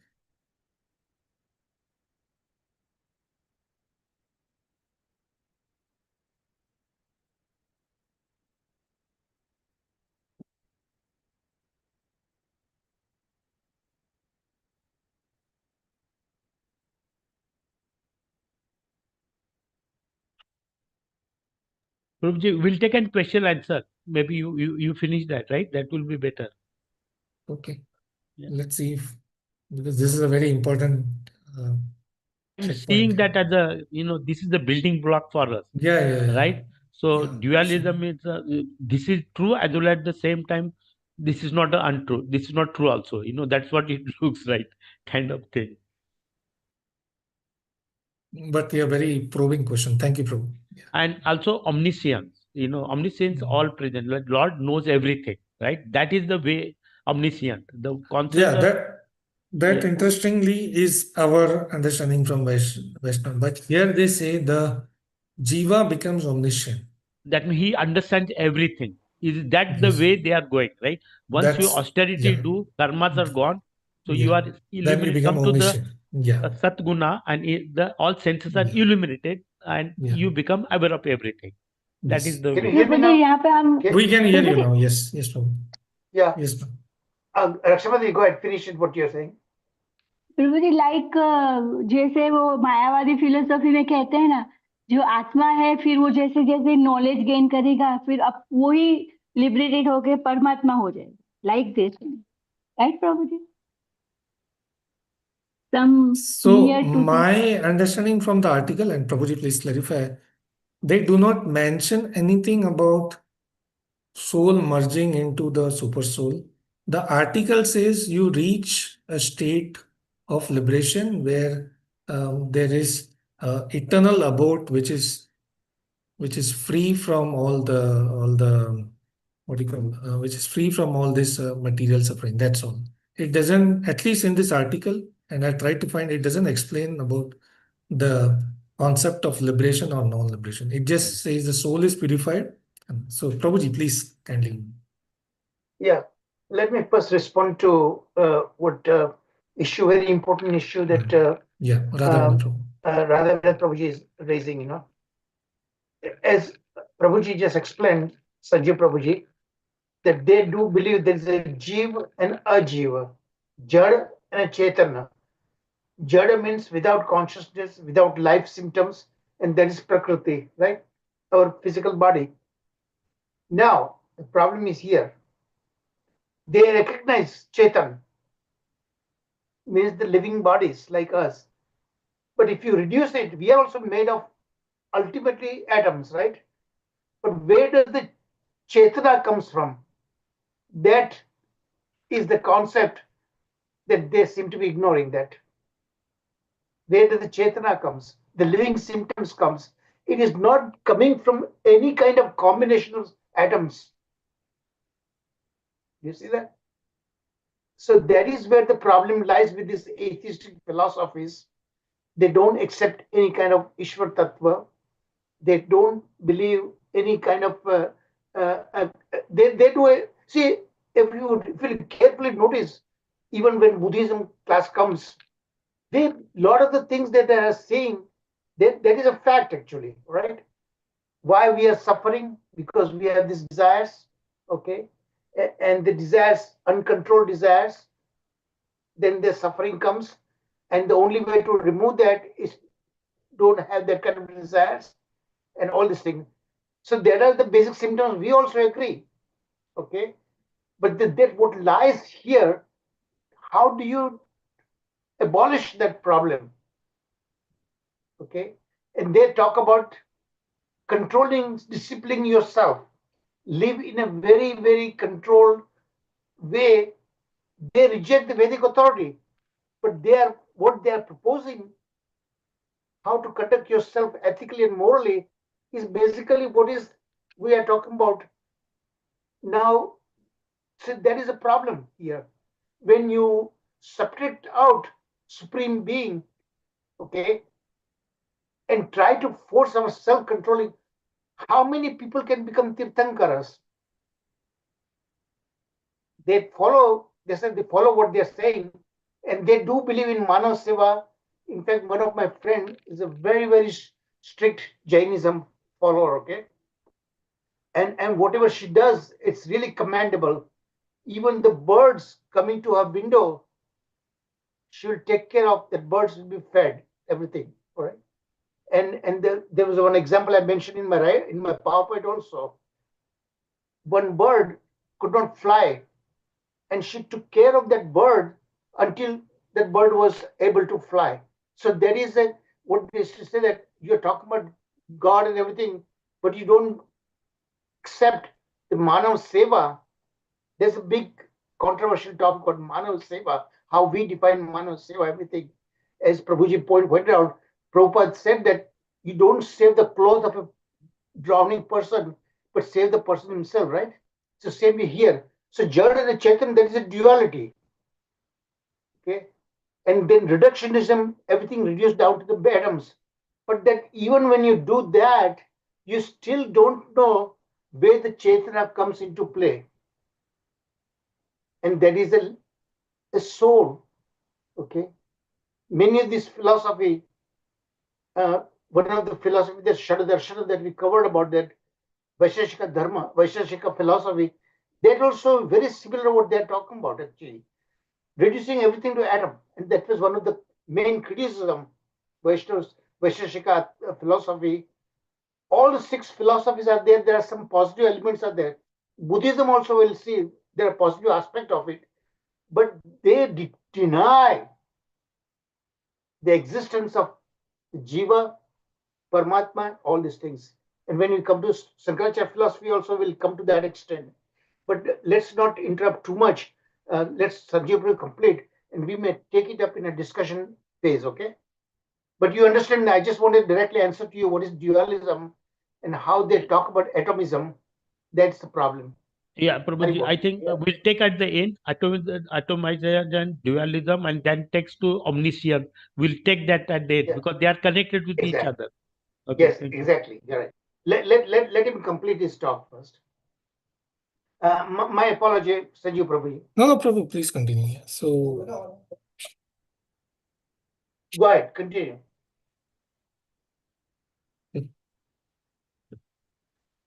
Prabhuji, 1 minute. Yes, I will Prabhu, share. continue. Yeah, I will share the screen. Okay. Okay, so continuing now.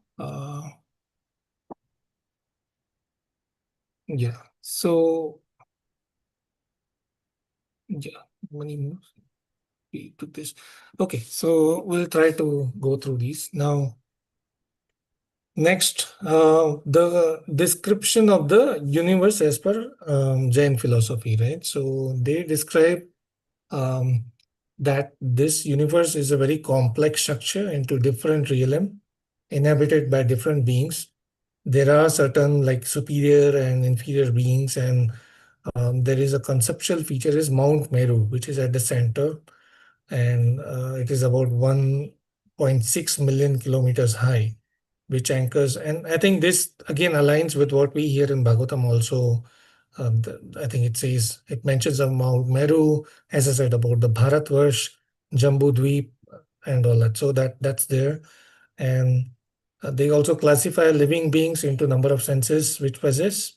And that again, I touched that. So that also, again, there is this concept of what do you call, we have uh, Annamaya, Pranamaya, and all that, right? And then there are different senses. Then in our Vedic system also, it's about depending on like our karma, we get a different body and all. Overall, there is a description they follow of the whole material universe. There is also, they follow the part that it gets repeatedly created and destroyed, but they do not agree to the aspect of a creator, which is what, as Prabhuji highlighted, is not in alignment, right? Okay. Further about self and karma, right? So, yeah. So here it says that the relationship between the self, which is our Jivatman, and karma is the key central. Karma, this is the difference here. They see karma as a subtle matter that binds the self based on one action. Okay, and then they believe that the possibility of liberation from this binding through the ethical behavior and self-awareness. उधर है क्या? Oh, you know.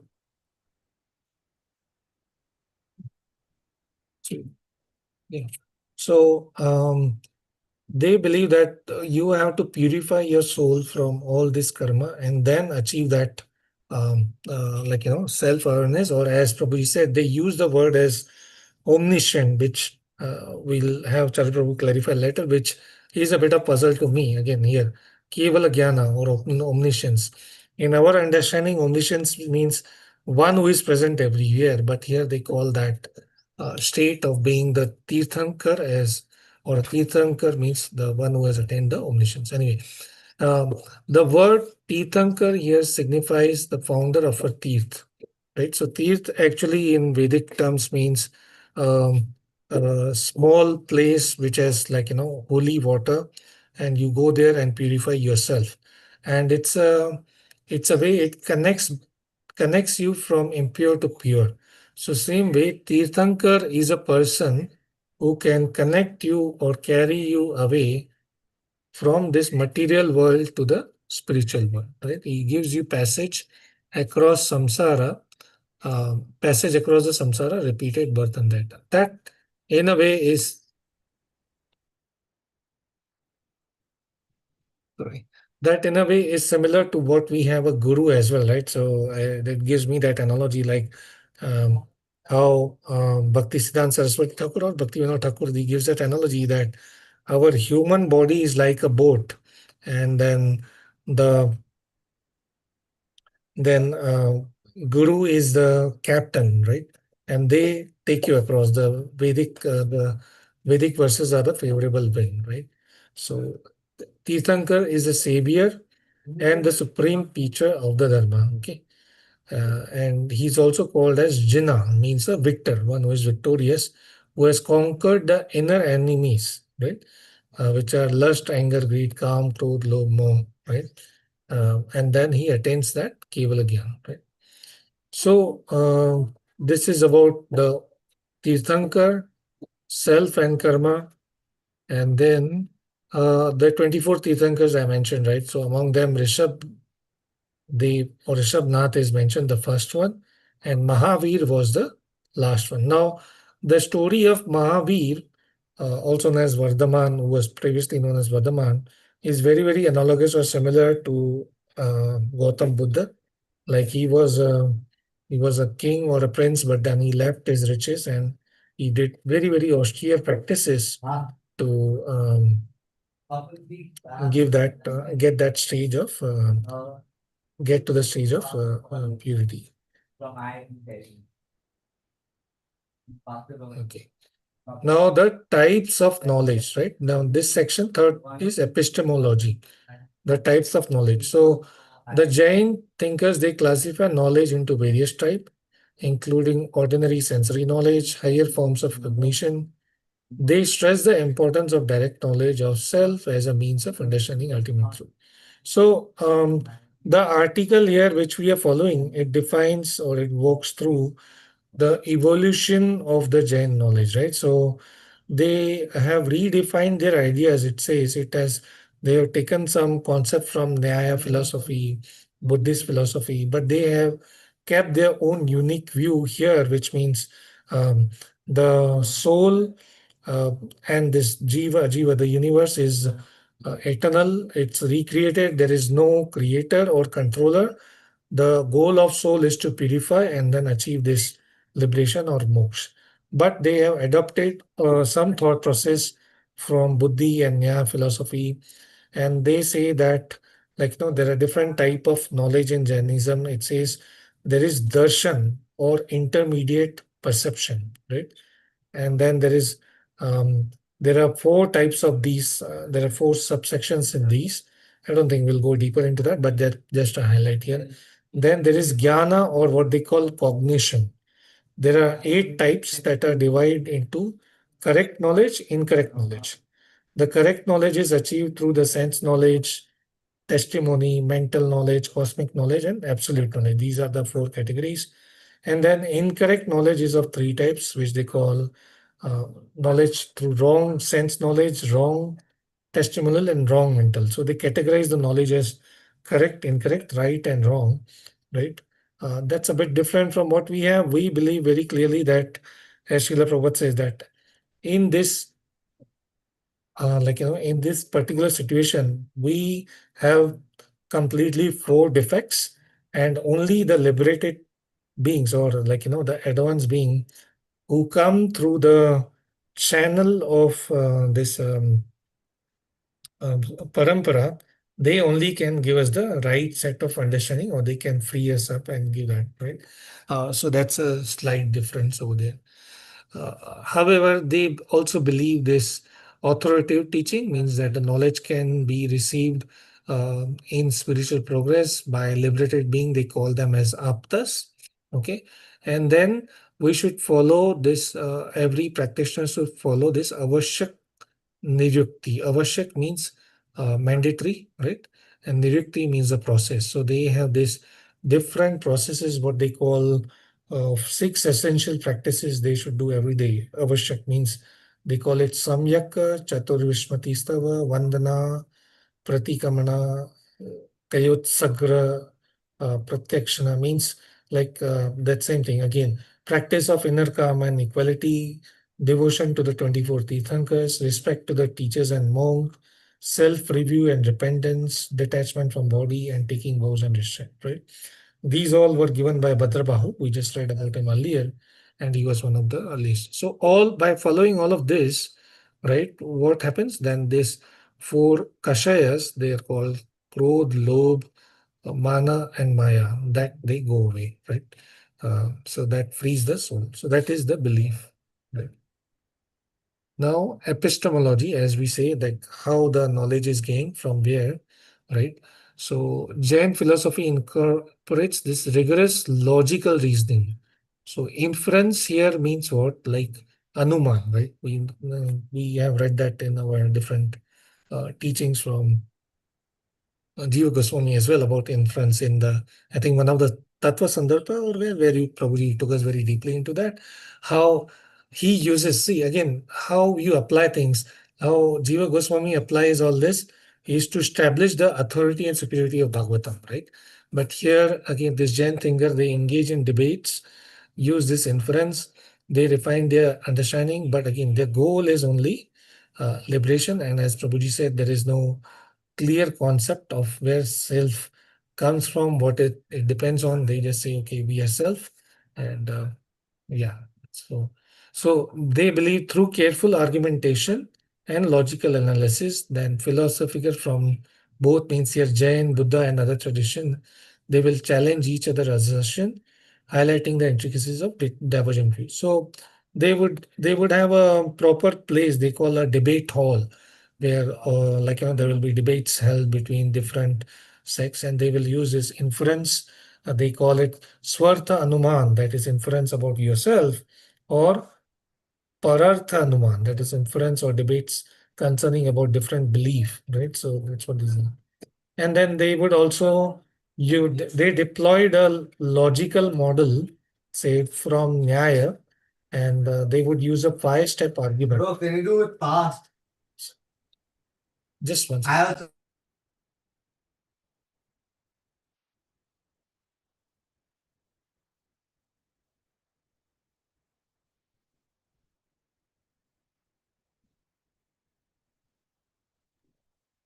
also So the Nyaya model has the 5-step argument that is presented in this article, which is about the claim that reason, rule, application, conclusion.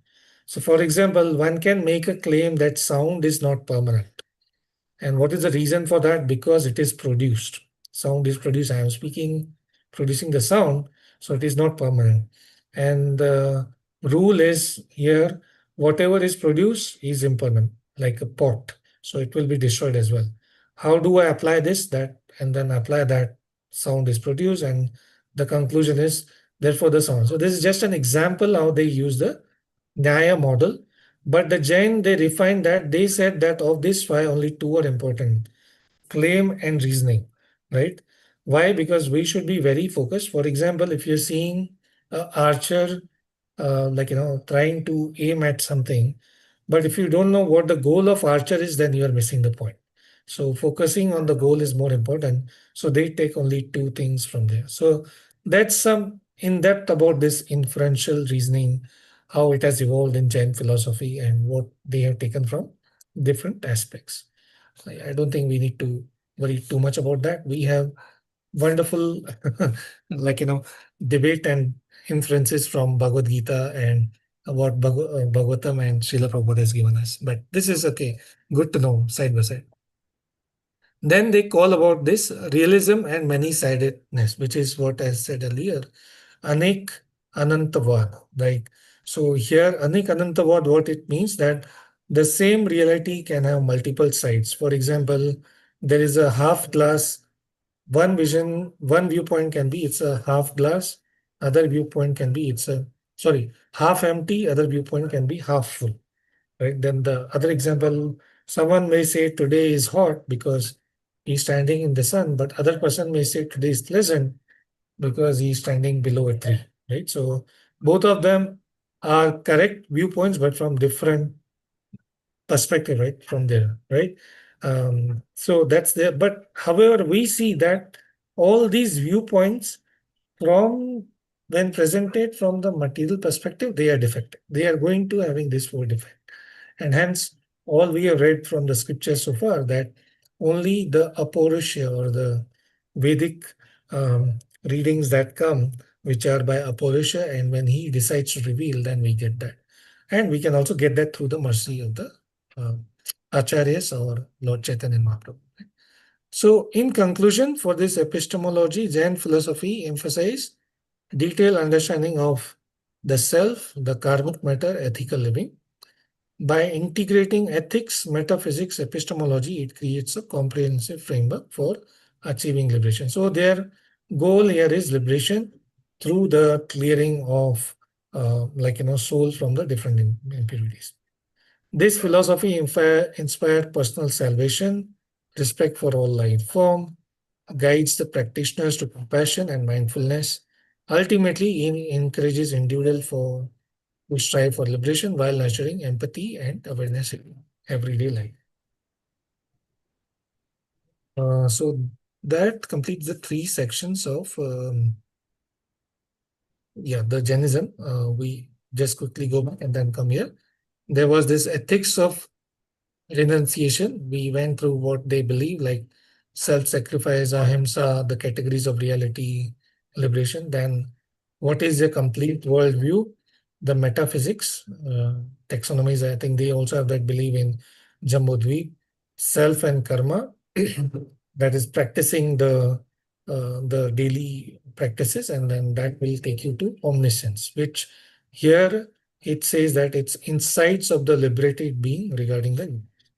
And then last section was epistemology, which are different types of knowledge through inference, authoritative teaching, the teaching that comes through the spiritual teachers, inferential reasoning, structured knowledge, and then realism has many-sidedness, anek anantavad, right? But overall, again, it's philosophy which is or path that is atheistic, right?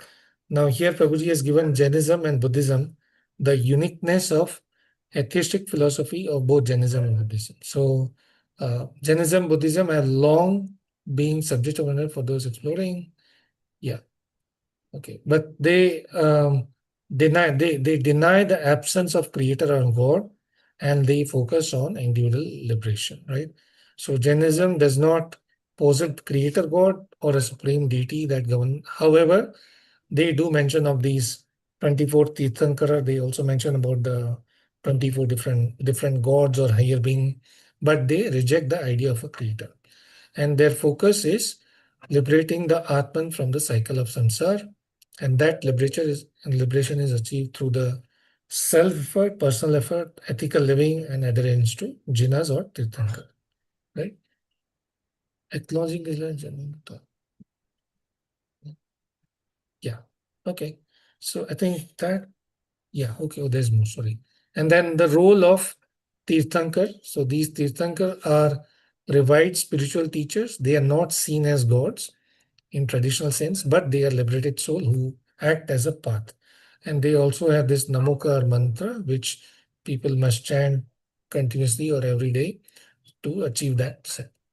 Spiritual autonomy, that is more focus on non-violence. And they say that we own our own responsibility in the spiritual matter, we are responsible for our liberation, which is partly true. It is incomplete because we have heard many times, like um, in the teachings of this Damodar Ashtakam, when Mother Yashoda tries to tie Damodarji, he falls off 2 fingers short.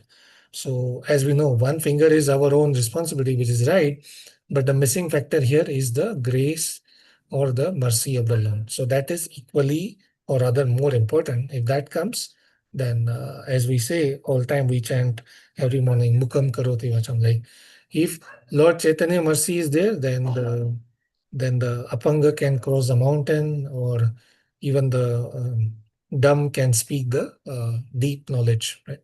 So that part seems to be missing here. Then they have non-theistic practices. So the practice focus on self-discipline, non-violence, asceticism, and they are designed to purify. So we covered that. So conclusion here, while Jainism does not worship God or God, it recognizes existence of divine-like beings such as celestial spirits. It emphasizes importance of ethical conduct and self-realization. Thus, it is categorized as atheist because they outright, as Prabhuji said, reject the idea of a creator, a maintainer, a controller, which is very distinct from tradistic, theistic tradition, and they usually involve a creator. Okay. I think that's where I complete and I stop. So thank you very much. Oh, okay, I turned off my camera. Sorry about that. So that's where I complete. Well presented, Prabhuji, well presented. I just tried. Very Okay. balanced way. Yeah. Some positive elements are definitely there, Yeah. And Buddhism also will say that there are many positive elements are there. Correct diagnosis, but their path of solution is different. Yes, the goal is different. The prayojan is different, right? Prayojan is a nice. What's Yeah. it? We have Abhideya, Prayojan, and what's the last? Sambandha. Sambandha So is not developed.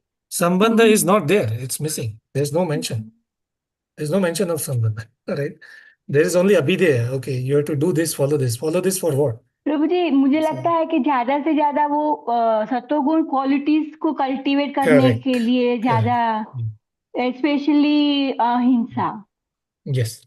Yes. That is my conclusion. So those and giving are the my understanding. Yes. Total pain मतलब बहुत ही अपने आप को मतलब जो तपस्या करते हैं बहुत ही टफ करते हैं वो सब अपने Yes. शरीर को बहुत ही वो देते हैं तपस्या करके कष्ट देते. Yes. हाँ प्रभु कष्ट जी पॉइंट था नॉन वायलेंस बोला है और Lord Krishna have taught us in his teachings that violence is also required sometimes, like Kurukshetra battle we see he has killed so many demons also. So how these people have taken it, like non-violence? Yeah, Mataji, I was thinking of that, and that again seems to be a missing angle here, right? The Vedic system says that depending on the nature, there is Brahman, Kshatriya, Vaishya, Shudra, right? So Kshatriya have to fight for the right cause.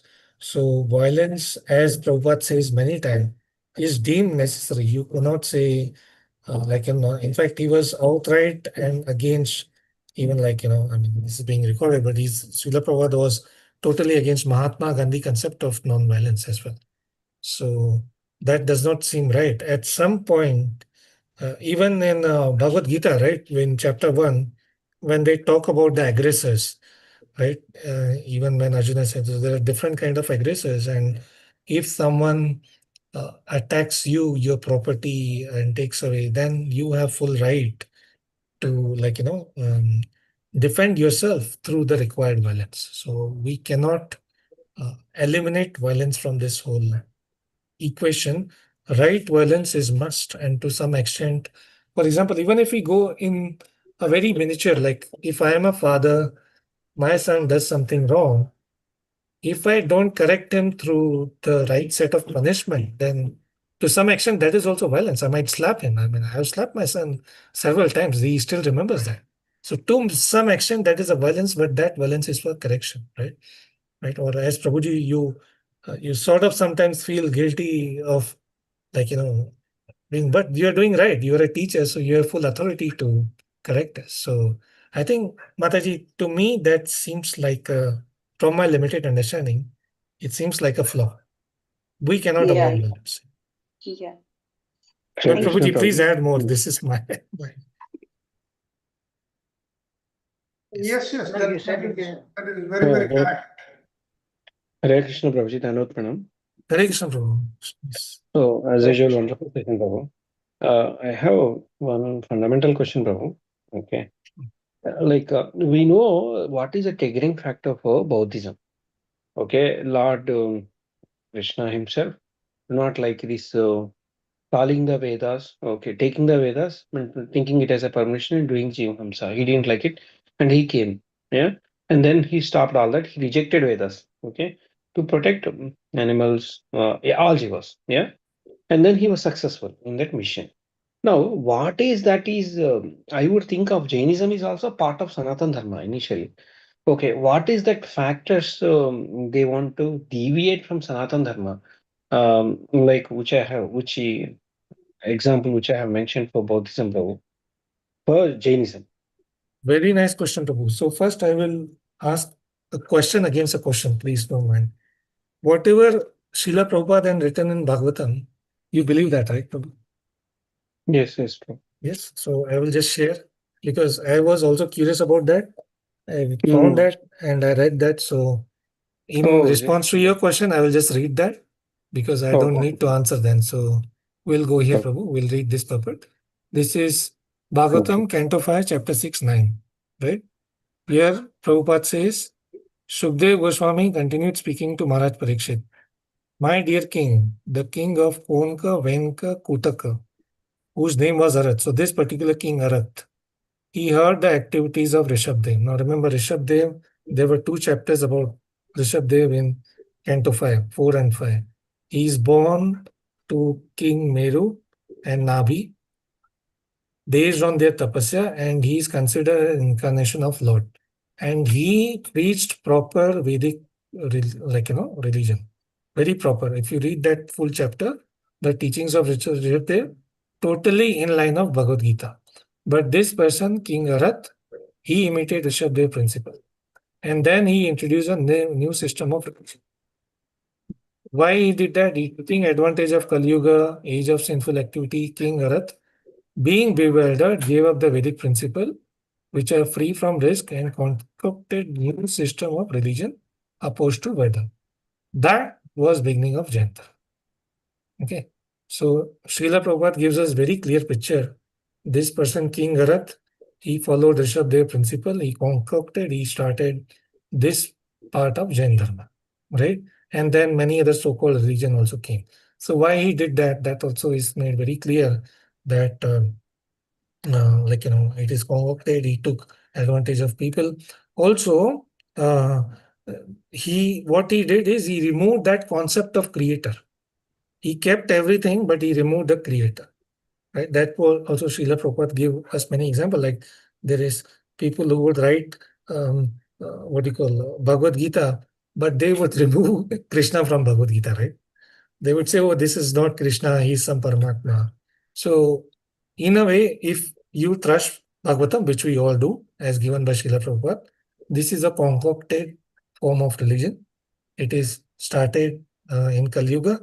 It is taking some ideas from what the teaching of Rishabdev are, which are fully in align with the our Bhagavatam and Vedic system, but they remove this concept of the creator or the Lord, because they don't want to answer the question. Okay, if God is there, like probably there were questions there. If God is there, then why is someone suffering so much? Why is someone rich, someone poor? So they remove the concept of the God. That is my understanding, Prabhu. Does that make sense? Did I answer your point? Yes, Prabhu, I understand, Prabhu. They call everything is given by Vrishabdev for them. Okay, all the knowledge and everything, and they install Vrishabdev. Okay, but okay, and then the subsequent son, okay, is the one. Even though Vrishabdev follows, okay, um, uh, the Sanatan Dharma. Okay, and it is being manipulated. That is what you're trying to Correct, explain. correct. That is our listening. I'm being cautious not to use those terms because No, I think I'll let me say, just a stop minute. the The recording Sanatana, if you, because this is getting bit like we are talking. Just one sec. Let's Okay, okay. so let me stop the live stream also. Okay, yes, Babu. Go ahead.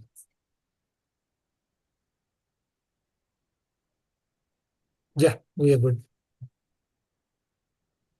Yes, please go ahead, Prabhu. yeah, this, yeah. Prasad bro, you want to complete what you're saying? Yes, Hello, can you Prabhu. hear me? Yes, Prabhu, we can hear you, Prabhu.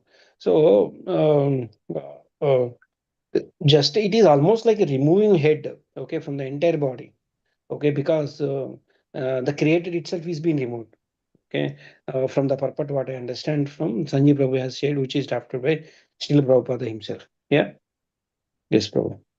Correct, Prabhu.